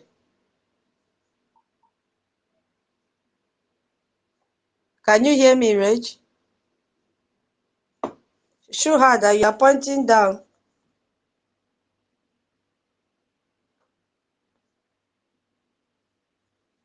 I don't understand you're pointing down. Unmute yourself. But he has to unmute himself. Maybe he's Unmute yourself, Rach. available to speak now. Okay. Oh Can I yeah, take Mark. it up Yeah, from here? senior citizen. Go ahead. Yeah. Take it Yeah, up front. yeah. Let me take it up from here. I wanted to answer your question. Can you ask your question again to make sure this is what I had? No, I didn't ask any question. I was saying, do you have anything to contribute before I move to talk about this can and then So you've those that also are killing forgotten your us? question. You've also forgotten your question because I think you were saying was anybody who is killing Nigerians or something like that, or who is killing Christians? Yeah, And that I wanted to talk about can first before I go to who is killing Christians. because I heard you ask the question, so I said, okay, let me answer because I know the answer. The people that This are one, killing Christians. this one will lead me to that one. Because if I don't finish with can, it will connect to who is killing us that these people are denying. Yeah. Okay, so what do you want? I don't really want to. Yeah, because yeah. I wanted to answer your question because I heard you ask that. So the Okay, people then that you are can. killing, Okay. Okay, go ahead. Go ahead and go ahead and tell us who is killing a Christian. Yeah, at least that should be your own contribution. Go okay, ahead. thank you. So the people that are killing Christians in Nigeria and in Biafra land are the Islamic terrorist Fulani Nigeria government, and so they are using their agents. Sometimes they do it direct, where you now see Nigeria Boko Haram military killing Christians. This one each state they use another system just to confuse the citizens and Biafrans. But we understand the way they roll. So when you see the people that are killing Christians in Biafra land are Nigeria Boko Haram military. Why do I put Boko Haram Nigeria military? Because the chief of defense staff, Christopher Musa, told us that Boko Haram, that is supposed to be number one deadliest group, terrorist group, that massacre people, have repented, according to Christopher Musa, and he will now enroll them back to Nigerian military, and enrolling them back to Nigerian military, they become Boko Haram Nigerian military. So Musa is using Boko Haram Nigerian military to kill Christians in Biafra land.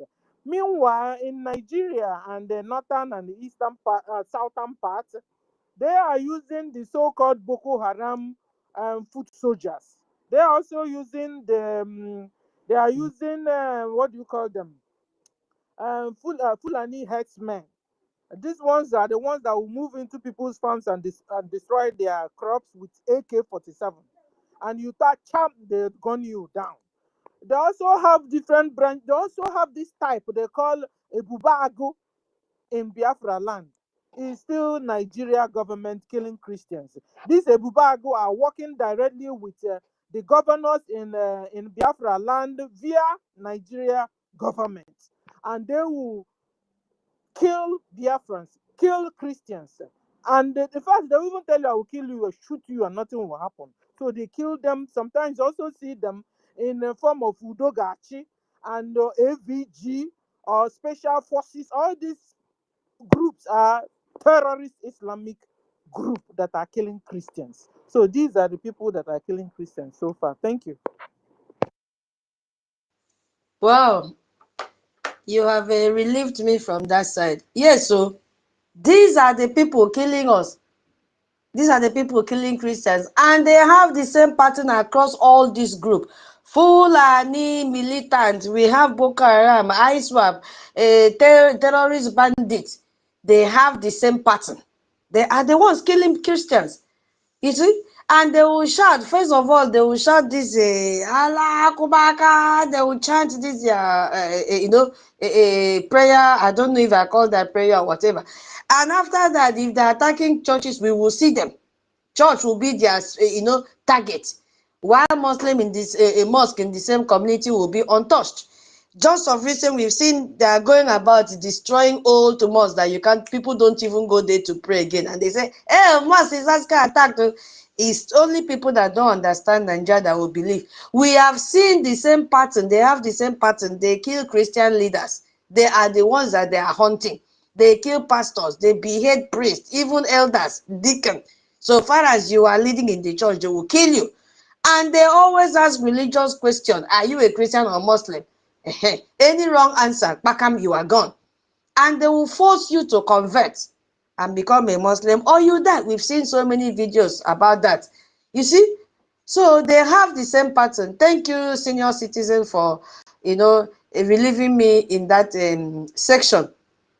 Yeah, Solomon, do you want to, or should I continue what I wanted to do with Khan? Yes, I want to say something before I continue. Okay. Am I coming now? Okay.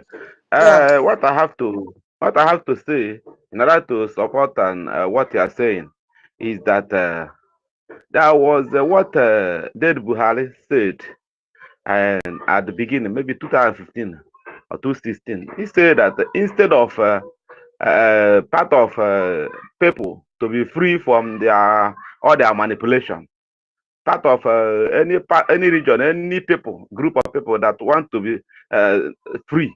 In short, instead of them to be free from all their evil, in short, let the entity Nigeria be drawn into water. So and now that import they imported that they want to be drawn in the water have come to for them to be swallowed by water now. So now any person that's in the midst of the ocean, in the midst of the water, and is about to be drawn, use anything to make to save himself. I use anything, even if it's still human being that wanted to, it can even now the person, all of them will sink like a stone inside the water. So what I'm actually saying is that they are just bringing irrelevant excuse just to confuse has seen the fact and figure, because judgment is fact and figure they used to judge something. So people, the thing they are hiding over the years, then our government have exposed it because we remain the truth people. I can't say we destroy Nigeria with the truth, and the same thing our PM and the same thing our APM, we still using the truth to fight them. And at the process, the truth now is hurting them because our people that want to help us have confirmed the truth we are saying all over the years. So anything they are saying, we have question. If they are not targeting on Christians, then why is Leah Shaib is lost and in their midst of evil? They perpetrated against Christians. They caught I think 105 children, school children, and then they free Muslims and they free those that say out of fear that say they will join Muslim. They free them. Then but Leah Shaibu, nobody free her, and Nigeria pay big amount of money to the terrorists those days. And now how many years now? So the Ashaibu still there under their net because he say he remained a Christian and they cannot deny his Lord and Savior. So that's the why he's still there in that net. And Nigeria as entity did not do anything. Nigeria know where they go and negotiate with those people to release those they release. They not go and arrest any person. Since then, they never arrest any terrorist. In spite of that, instead of that, they just bring in more. Every day they will form another type of terrorists so that they will use them. They have many plans at hand. If this one did not work, this one will work. So that is why I am supporting what you are saying by asking question, why is Ria Shaib, which offense he committed that warranting to remain in the hands of the terrorists, hands of Boko Haram, hands of Fulani herdsmen? And those people they call bandits, they are not bandits, they are not stealing anything other than to kill. They are terrorists, but they minimize their name so that they will not call them terrorists, they call them bandits. To all these people, I think America now is holding them at their broad. That's why they are, doing all sorts of things to lie that they are not targeting Christians. If they are not targeting Christians, why do they kill county chairman? Why do they kill many pastors? Why do they bomb more than something or to something thousand churches? Why are they going to Benue?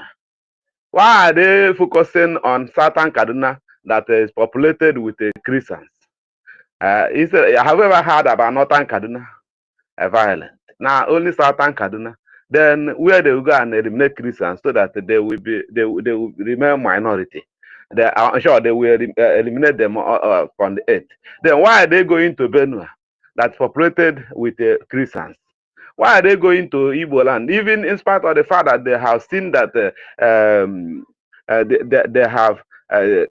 they are finishing terrorists and Fulani herdsmen are finishing, or Fulani terrorists are finishing Benue State. They still go to, they still leave them. No security. They're going to call police, call army, call all uniform men. None of them will come. Even when boys will come up to defend, to begin to fight the enemy that invade into their village.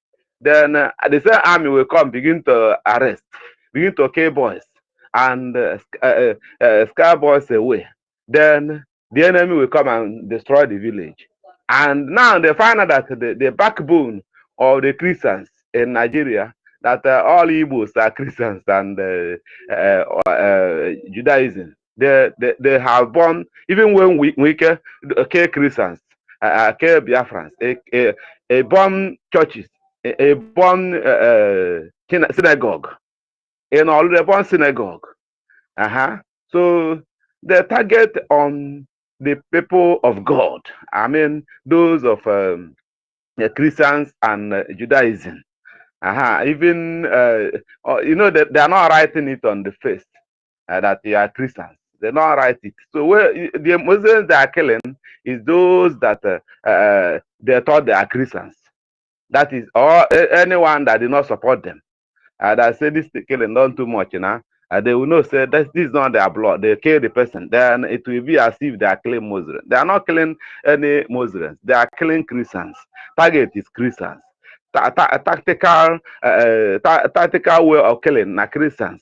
Everything they are doing is Christians. I know international communities are hearing me now. Any person that is on the space now, or that will come to the space after when we post it, after when we record and post, we come and know that this thing we are saying is facts and figures that they will hold to nail them. Now it's time for them to be crucified for all the atrocities since 19 immemorial, or since 1999 till now, which they are hiding. And as a result, they have bought the people, the news agents. They bought them, conditioned them as a bad way that condition crayfish to bend. That's how they condition them, that they cannot talk. Even the conditioned Christians, that they hate the leaders of church. Because of the fear of death, none of them can talk again. Even they can even collect money and eat. Because now the one where somebody eat, now a carry for body. They will eat the money and begin to support them with the fear. And when they go back, they will begin to defend what they said in another way. So both can they are using now money they collect. The churches that remain calm, they systematically indirectly give them money. Yes, it's well. So this it's okay. You can go on now. I'll help you after. Thank you so much for your submission.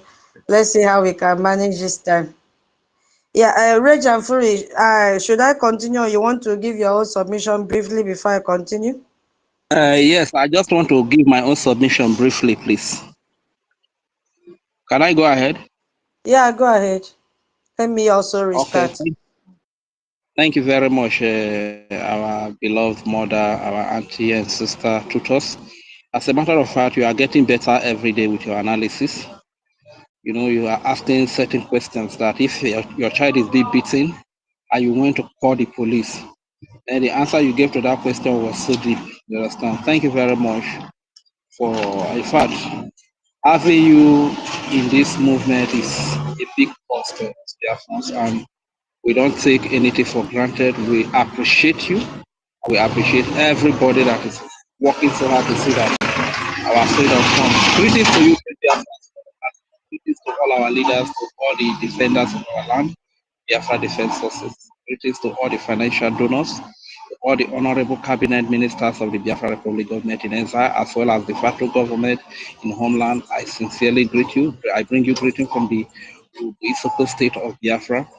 As a matter of fact, when it comes to the issue of Nigeria, somehow, the people that I want to blame is those people that organize Olympic. All these Olympic organizers and them I blame, you understand? Because if to say they can just introduce lying into Olympic, every Olympic game, Nigeria can win up to 50 gold medal from lying alone, you understand? So as a matter, I blame them. Denying that the evidences that are everywhere, they are saying that it's said that farmers clash. He said that farmer clash, they went to go and clash in our massacre in Ondo. So they went to our church. They massacred all the worshippers. Now they are melu. Is it their cow, their cattle that they brought to eat? Are there grasses inside the church or water to drink inside the church that they came to massacre all the worshippers in our massacre? Our massacre, that is a very popular one. Let's not even talk about other churches that they have gone to do their massacre. You understand?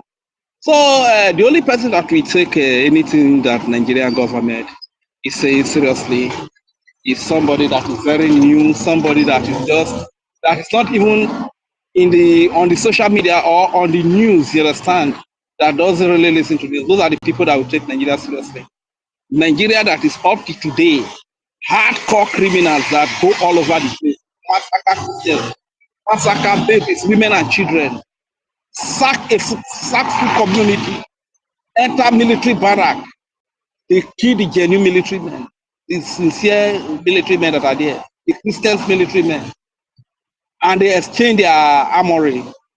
Nigeria refers to them as bandits, just to cover up, hide the identity of these hardened criminals that are killing innocent civilians, Christians, and every other religion, just to cover their identity.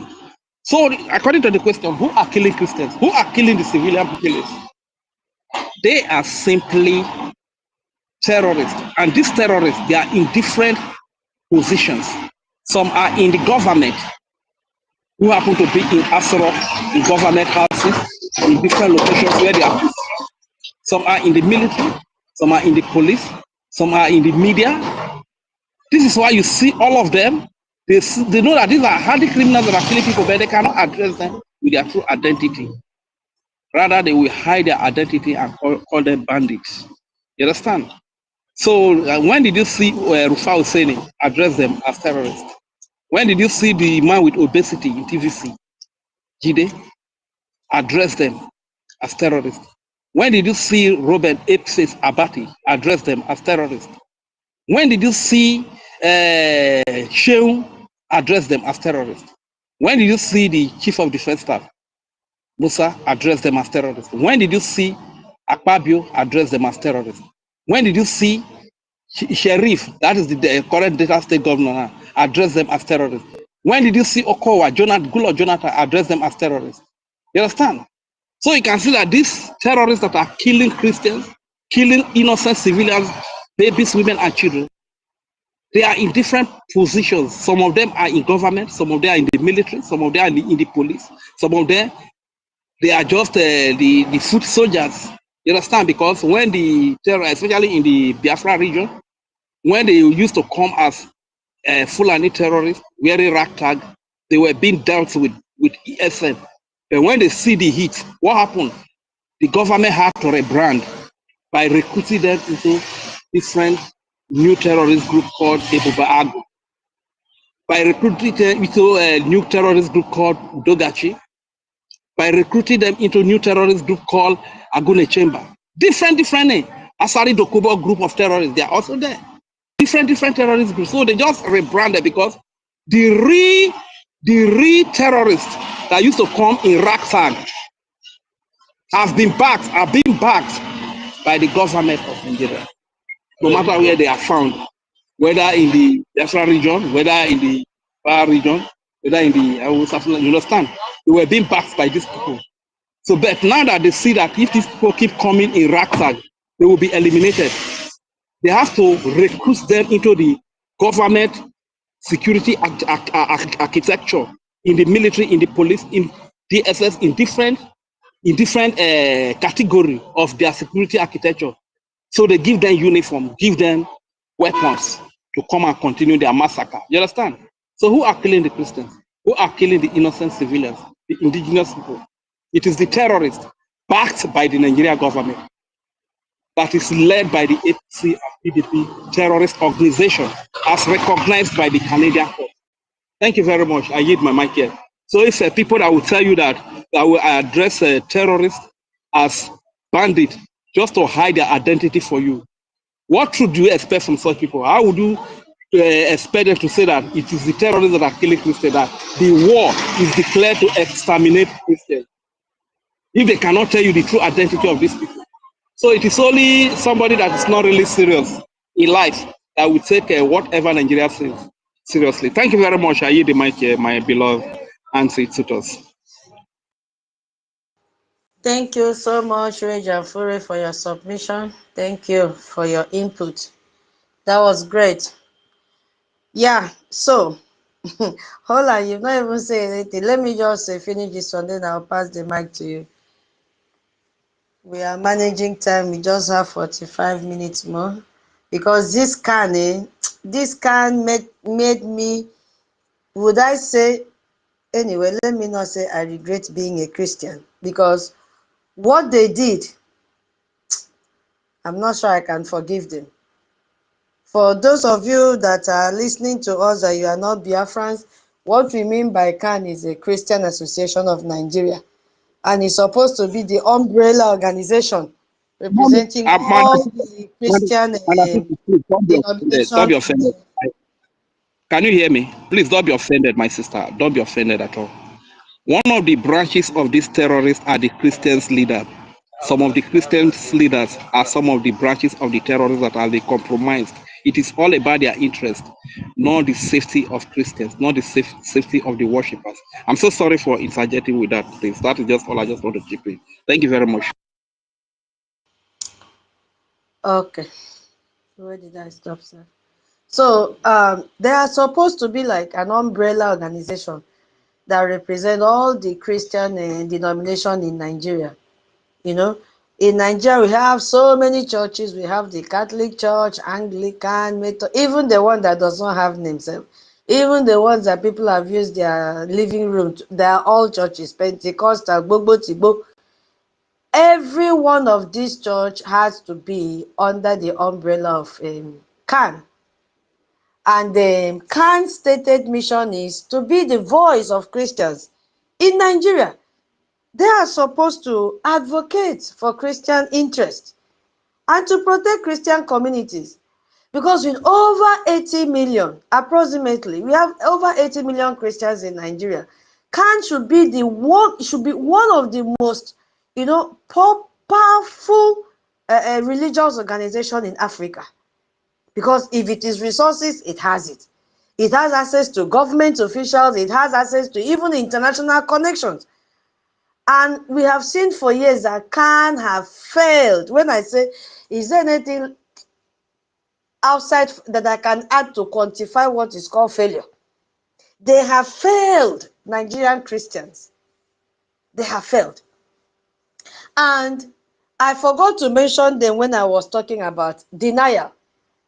Because when you go back to 2025 this year, March 2025, while the US Congressman Chris Smith was holding hearing on Christian persecution in Nigeria, you know, with a Bishop Wilfred, which is the Bishop of Makurdi Diocese, you know, while he was testifying about the massacre, and international organizations were busy documenting this systematic killing, which is one of the evidence that the Ted Cruz and other Congress persons are using. What was Khan doing? Khan was silent. Khan pretend everything was going on well in Nigeria. You see, not just being silent, I said they are complicit in the Nigerian government denial campaign. I don't know why I forgot to bring them in. On March 14, 2025, Nigeria's Ministry of Foreign Affairs issued a statement rejecting reports of targeted killings of Christians. And the government officials position was that violence in Nigeria is patternless and that it affects all communities equally.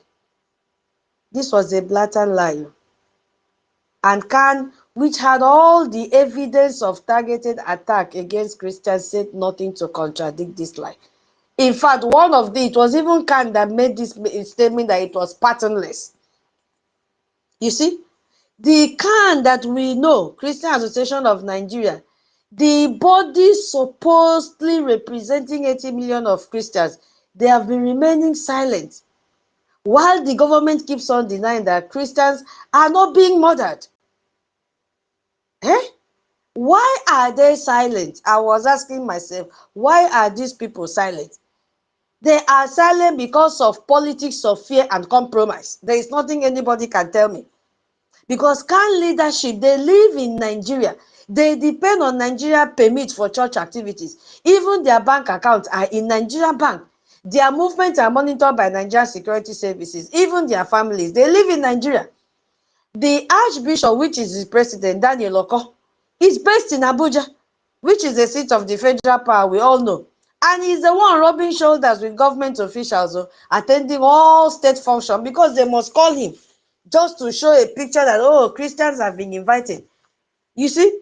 And the established does not want to admit that Nigeria is committing genocide against Christians. So Khan made a clear choice for us a few days ago, that he prefers political survival over prophetic witness.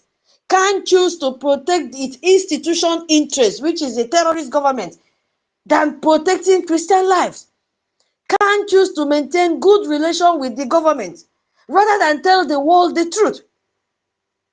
That is what Khan did, and we are so disappointed in Khan.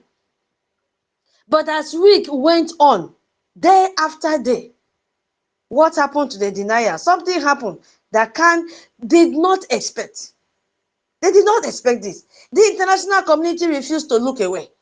We saw Senator Ted Cruz that introduced this bill in September. We saw Congressman Rowe that wrote his own letter in this October. We saw these are foreigners now coming out.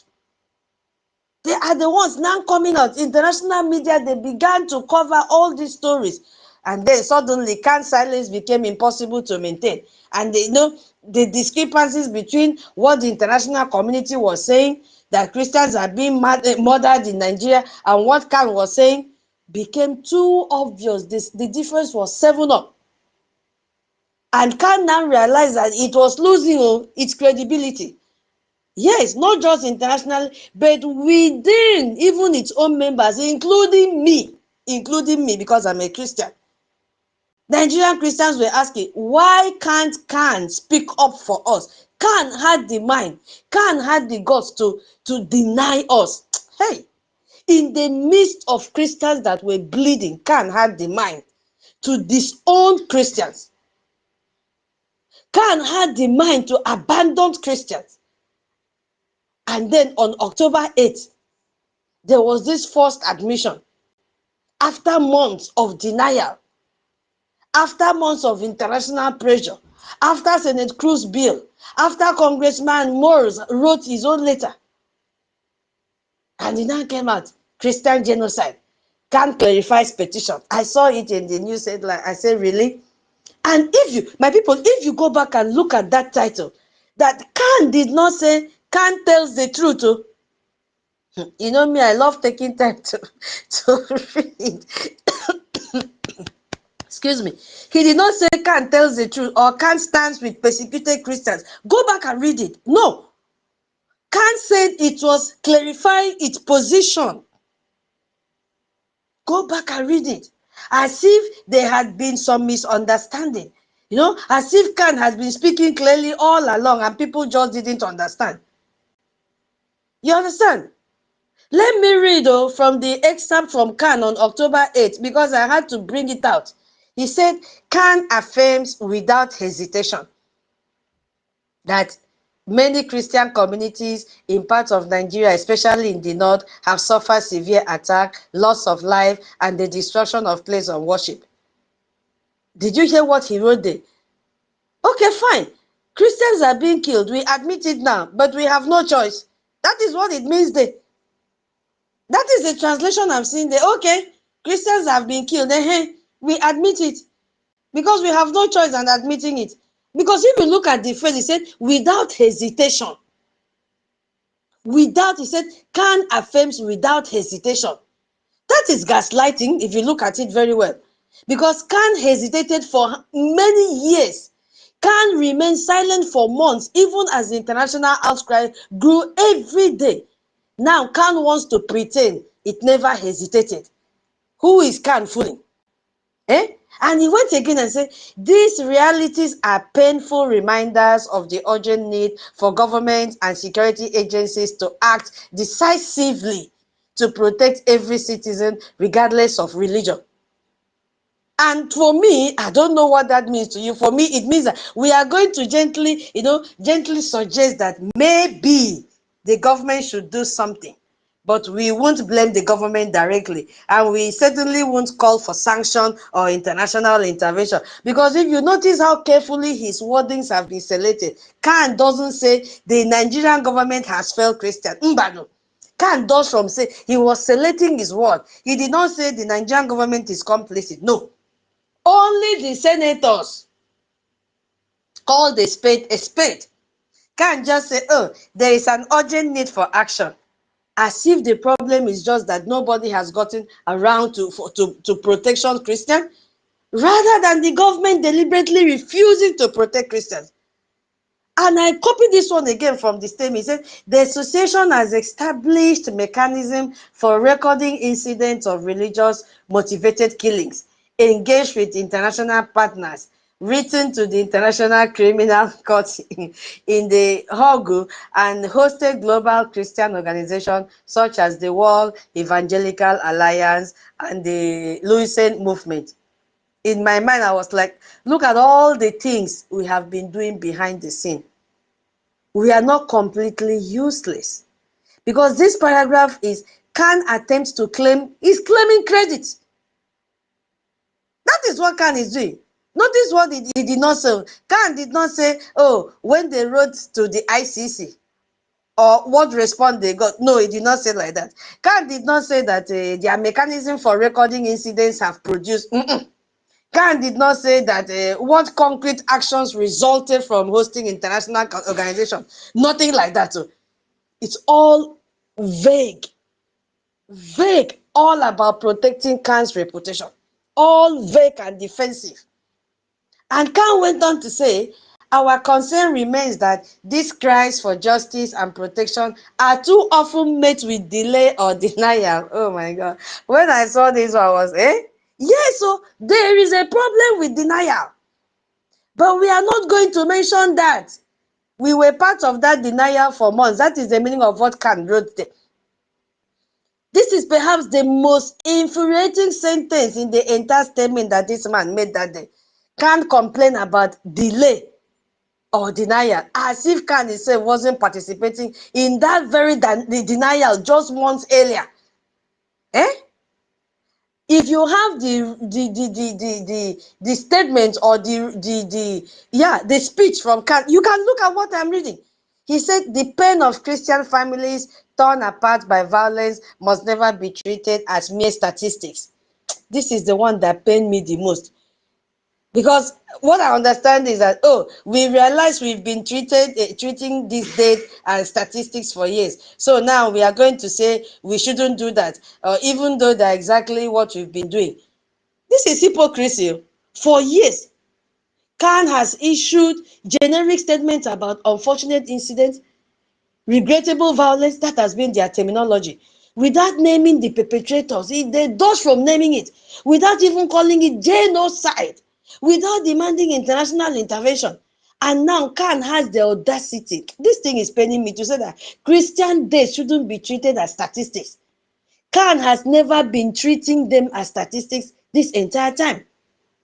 CAN refused to say that even in its October 2025, 8th of October statement, that even after being forced to admit, because he was being forced to admit that Christians are being systematically attacked, CAN still refused to say something crucial.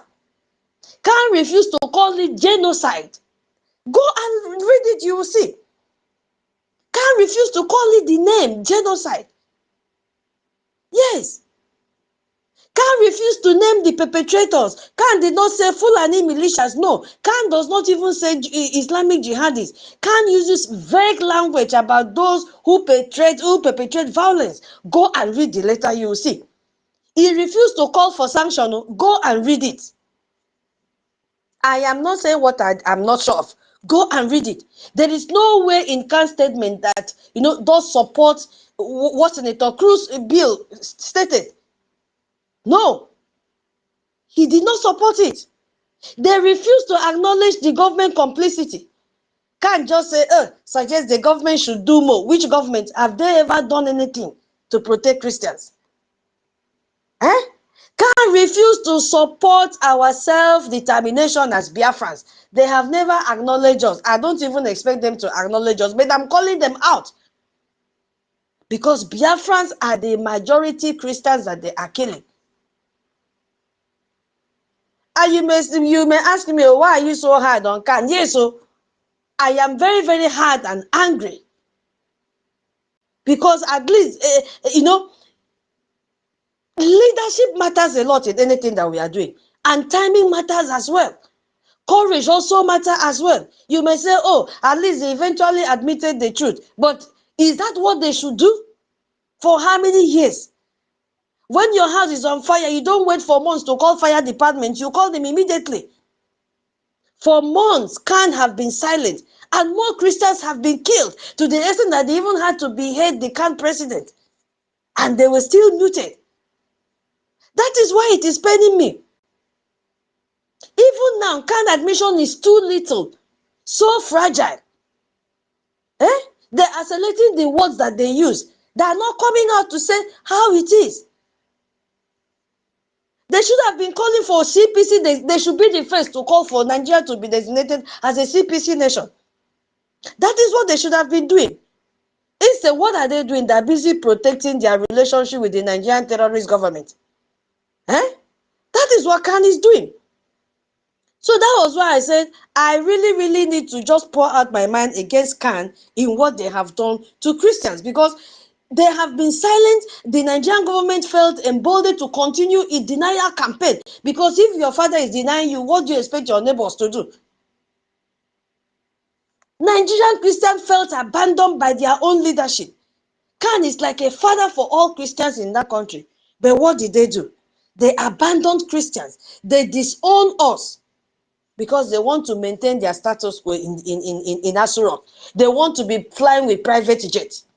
Why did they deny before? Even when they accepted it, can you see their language? Can you see the terminology that they are using?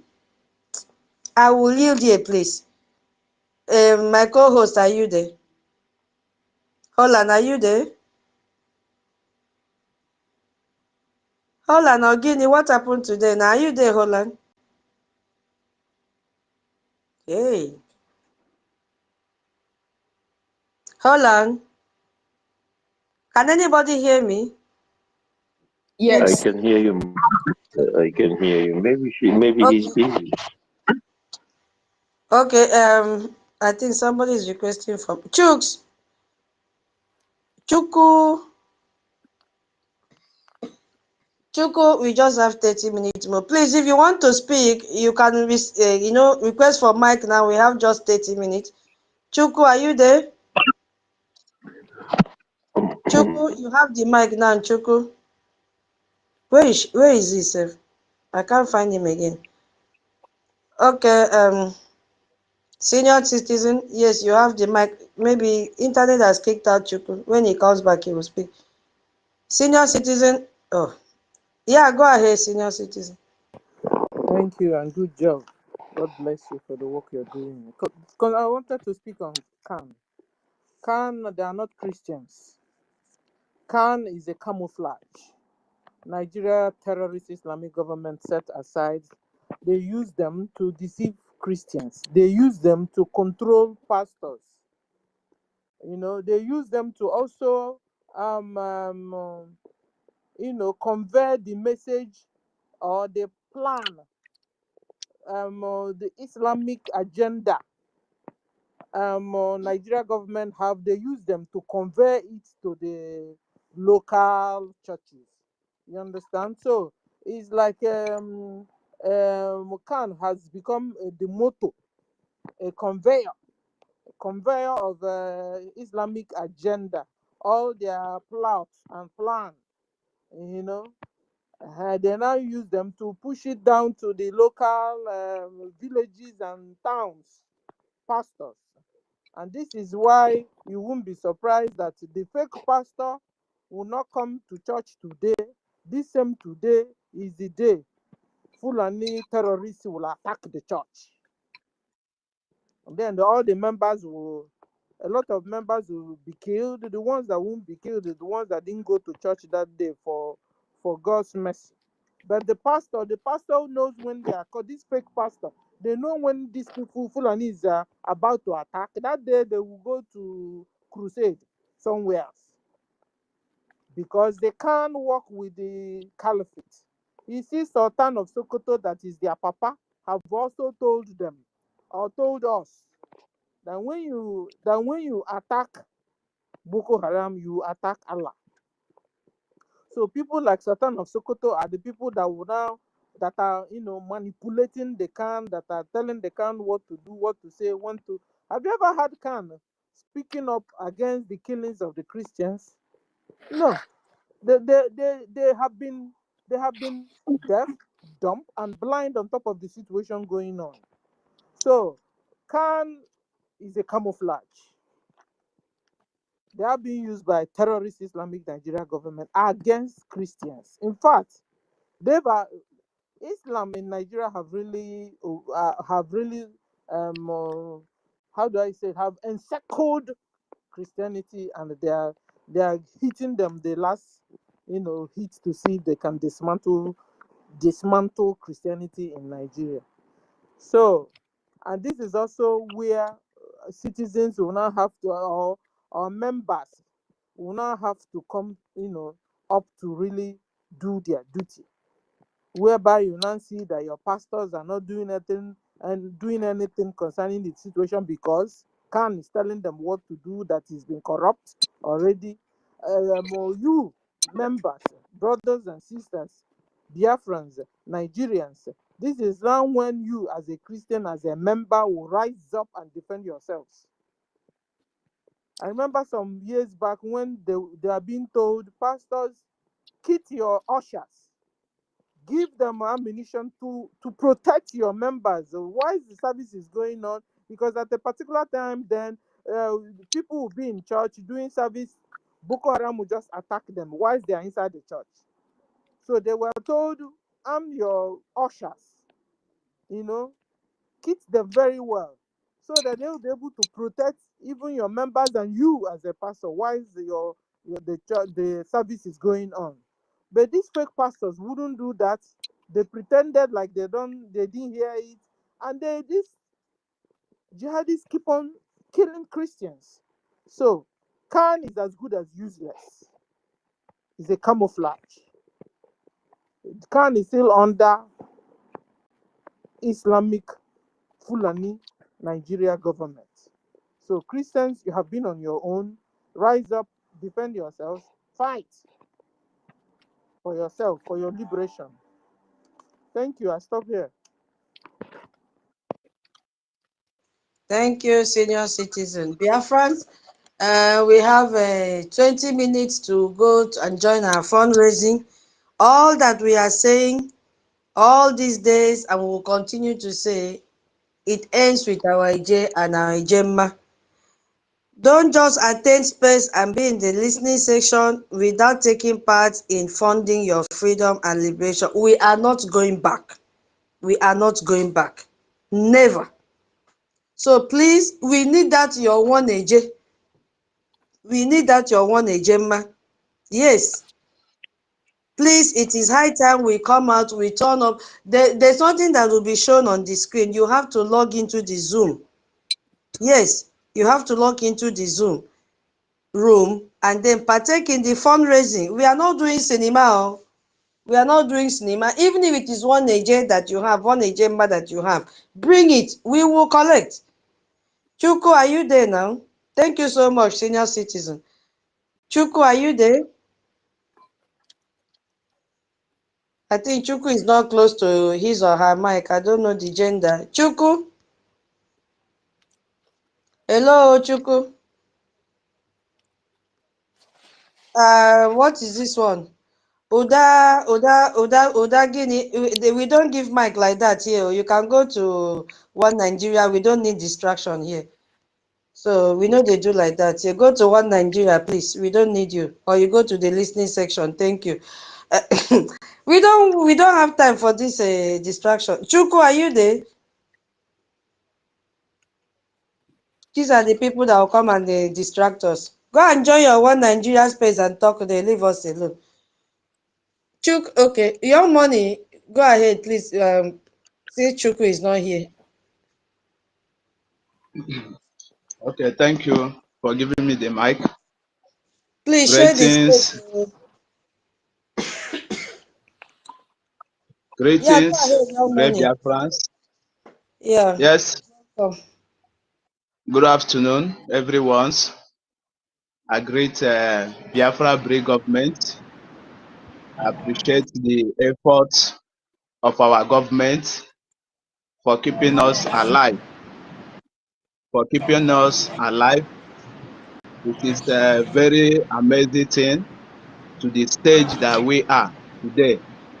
For it is the effort of Biafran BRGIE government that the world have taken indigenous people serious in that region, especially that zoological region particularly.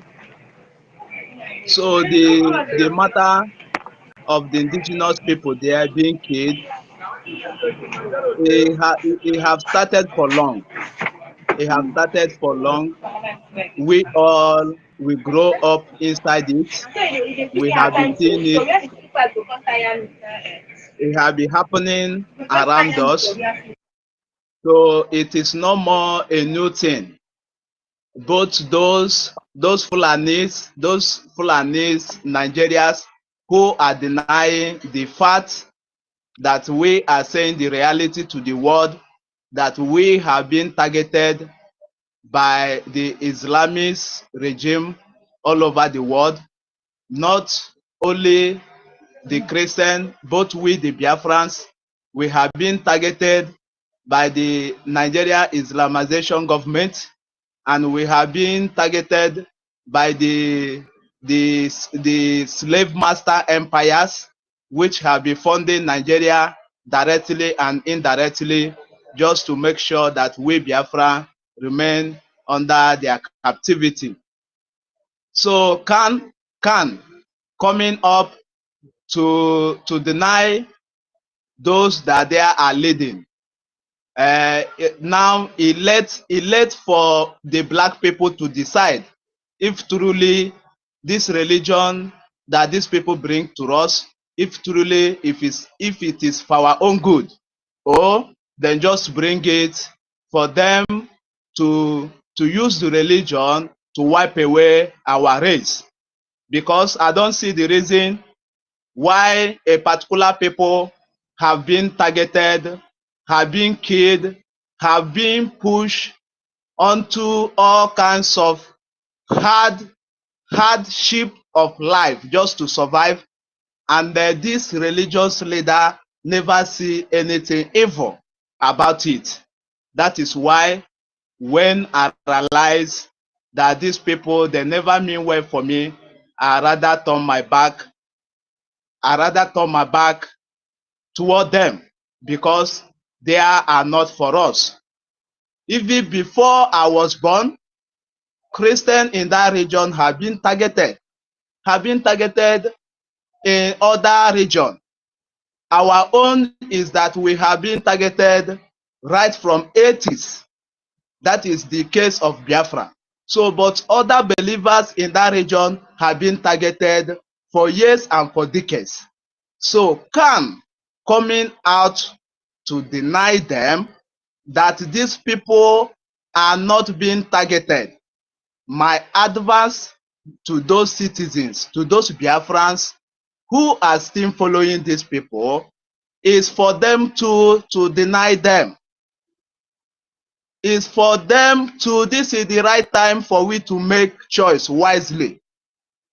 A person cannot bring his own way of life for us and now denies us when we are being under captivity of the enemy. Why? Even the blind can see the bloodshed in that region. So it is, I realize these people for long, that these people, they are not for us. These people, when I was in the northern region, that is when I realized that these people call Christendom, they are not for us, because they are not protecting us, because they don't care about us. If they care about us, the hardship that we are passing in that region, they are the one to speak for us. But they never speak for us. Now we work hard to survive. Now the enemy, the terrorists, still come and start invading us in the church, not only in the house. The terrorists come in the church and plot bomb there and blow and get everybody killed. More than 500, more than 1,000. So who are these people deceiving? It happened in our own eyes, everyone. How the churches, we are being burned, we are being destroyed by bomb. So if Sultan of Sokoto come out to claim that the genocide in that region is not being targeted in Christian, how many mosques have been burned down? How many mosques have been raised down on Friday when the ritual pray on Friday? None in that region. But more than thousands of churches have been raised down. So who now is fool among all these people? They are fool. Even those that will still go to church tomorrow and sit down in the northern region, that they are praying. These people are the bunch of fool. Because if your leader denies you, you too, you have to deny him. For they don't wish well for us. So I appreciate Biafran government for our efforts. For it is the effort of Biafran BRGIE government that we have been able to draw the attention of the world in that region. And the indigenous people in that region spoke to Biafran people.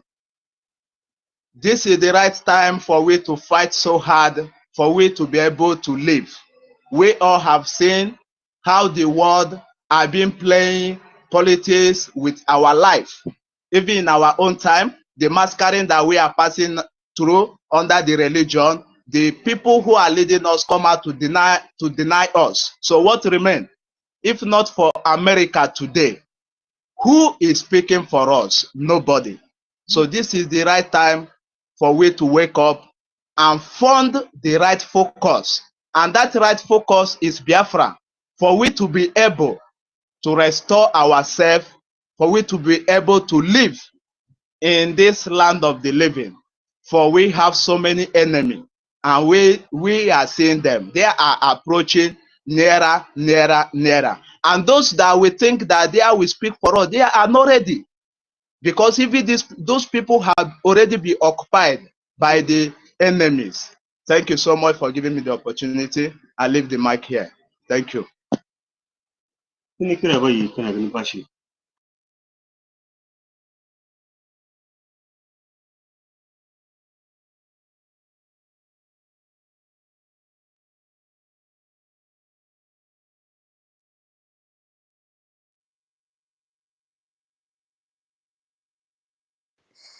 Thank you so much, Your Money. You know what just happened to me now? I made a post and they wanted, they wanted me to verify my account. Ah, these people, eh? Thank you so much, Young Money. God bless you for your submission. Yeah, my co-host, are you back now? Holland, Ogini, what happened today? Oh, Mama Betty, Holland has traveled again. Holland, today no good. Mama Betty, you have the mic. Minister Betty, you have the mic. Thank you, thank you. My co-host, I don't know what happened to him today. Go ahead, ma. All right. Thank you so much. I have to thank you for coming to, grace my platform. Each time you come there, we have a lot of people coming around because they love to hear from you. You have a very powerful spirit and powerful voice in this our struggle. You came to revolutionize this very BRGIE platform. They say that when King Uzziah died, Elijah saw heaven. Most of us don't come here to talk, not because we are not able to talk or we don't know what to say, but when those bad people were around, they won't let us to come in. They were just like caterpillar. Caterpillar, you can't push it. The only thing you can do is to allow it to move by itself so that you can pass. But I won't go to that now. I just saw the caption of this program. Nigeria denies, downplays, and diverts responsibility on the killings of Christians. Let me do it this way. First of all, I thank everybody that is here, both our friends and our enemies. You are all welcome. We are very decent people. Even when our leader, Mazi Nnamdi Kanu, he taught us how to show love. When Onyendu was there, he was talking on behalf of some Yorubas and Hausas, telling us how nice they are because Fulanis are not Hausas. So we nevertheless think of them because we are people who think of others. We are not violent people, but that does not mean that if you bring your violence, we will not treat you the way you deserve. So when I saw this, I said, let me just say a word because it's almost after 6 and we will soon be, leaving the space. Do you people remember that when COVID came, I'm digressing, but I'm going to somewhere. When COVID came, these hopeless human beings, these bloodsuckers, they were not happy that Africans were dying of that COVID. So now that our people are dying, they will not talk. That they brought us Bible is not a mistake, but they lied. They lied. We know about God. Our people worship God. We believe in God. But they thought they would use it to come and deceive us because they thought we are as gullible as they think. Now, my people, you see all this, can that. All these men that have churches is all takia. If you look at them very well, they all have Islamic background, like Obama. Obama is talking like a converted Christian, but he is originally a Muslim, a radical Muslim, not the real Muslims. Because some real Muslims, I have some in my office, very decent family. Even there was a time some Muslims wanted to attack me with their religious whatever. And the children of that man with me, they attacked them back. They told them that this is not how they worship. You don't go attacking people with your religion. You give people a chance to convert if they want to. Coupled with one Islamic boy that I saw his video recently from UAE. He said that the world should not allow these Islamic people to infiltrate all the world, destroying people, radicalizing boys, that they use them even in politics, even in governmental offices. So these Christians you see in Nigeria, they have Islamic background. So if Nigeria becomes Muslim tomorrow, the whole Nigeria, including Biafra land and Oduduwa, they will not mind, because it's something that they grew in and they were raised in it. They are used to it. But being Christians and heads of churches in Nigeria is just their other way of takia, lying to people to come and extort money from Christians. So they put them as the head of CAN, that is Christian Association of Nigeria. They are all Muslims. If you check their background, they are Muslims. You know, so they are not Christians. We shouldn't listen to these people. We have to fight for ourselves. If we do not fight back, we will not get anywhere. We can't be crying over this Christian something because they don't care about us. Did you see Rome talk about it?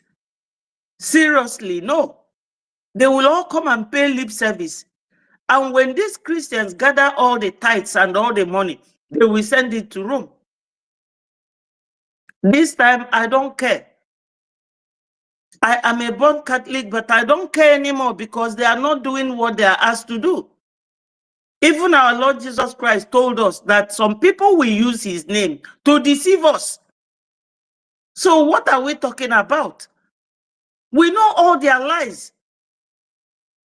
Every time Bill Gates is carrying all these crops that will be killing people all over the place. So why won't they be quiet now?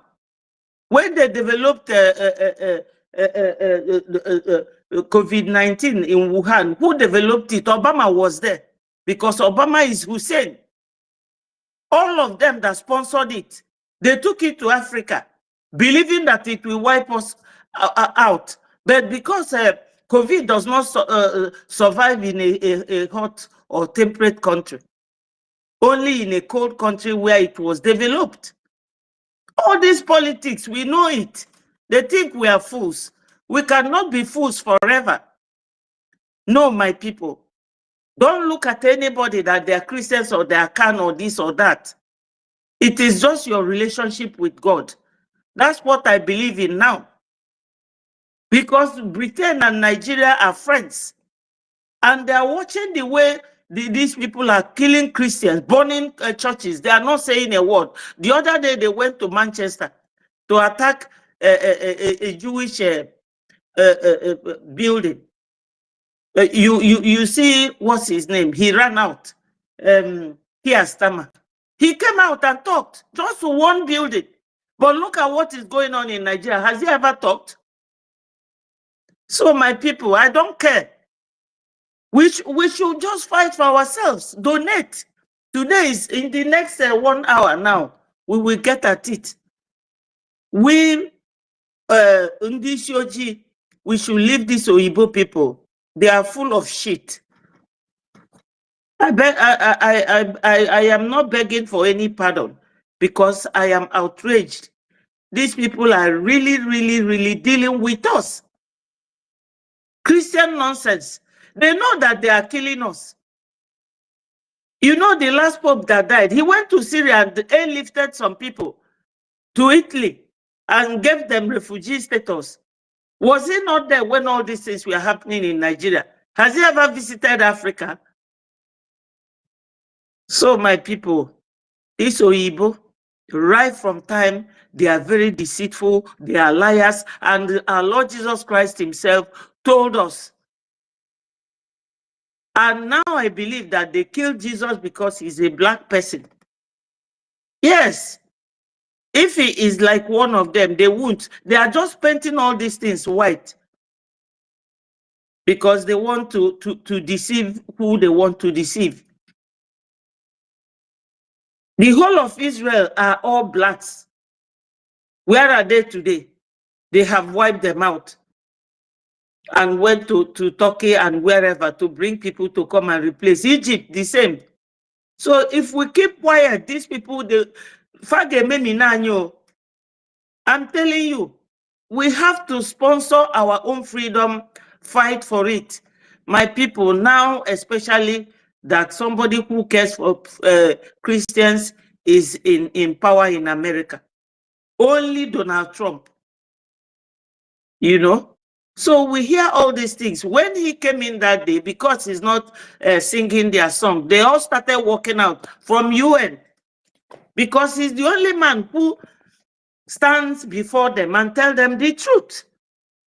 So my people, we have to do whatever we can now and get our freedom by donating, no matter how little.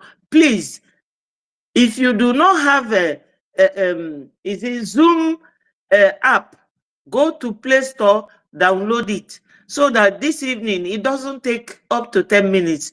You will download it in your app. Once you click on the link, as you have app downloaded, you will join, even if you don't donate. But I'm not encouraging people not to donate, because this is like what you have to make mandatory by yourself, knowing the benefits of your donation, knowing that you are saving some people, knowing that you're doing it for the recognition that we want. That's all I have to say. All this Christian nonsense, those who brought Bible, where are they? Where are they? Even when you are in their country, do they show you a kindness as Christians? They don't. So let us not deceive ourselves. Now, somebody, during my program today, I showed where a guy that called himself English Alhaji, a very young man, was showing that last night, that was on the 10th, 2 a.m., these bikers, terrorists in bike, came into the military barrack. And when you go to that military barrack, it's all boys from South that they send there. In Medugri, came 2 a.m. and pied all the soldiers, carried ammunition and left. Where is Musa? Is Musa not a Christian? He's Christopher Musa from Kaduna, the Kaduna part of Christian, or the Christian part of Kaduna. Yet he's serving the Fulanis. You know, terrorism, is it not English language? They use it to put fears in people. Otherwise, let them drop the gun and come and fight with our men with bare hands. But this is what Oyibo is doing. They are the ones selling arms to them. They will be giving you gun with right hand and the Bible with left hand.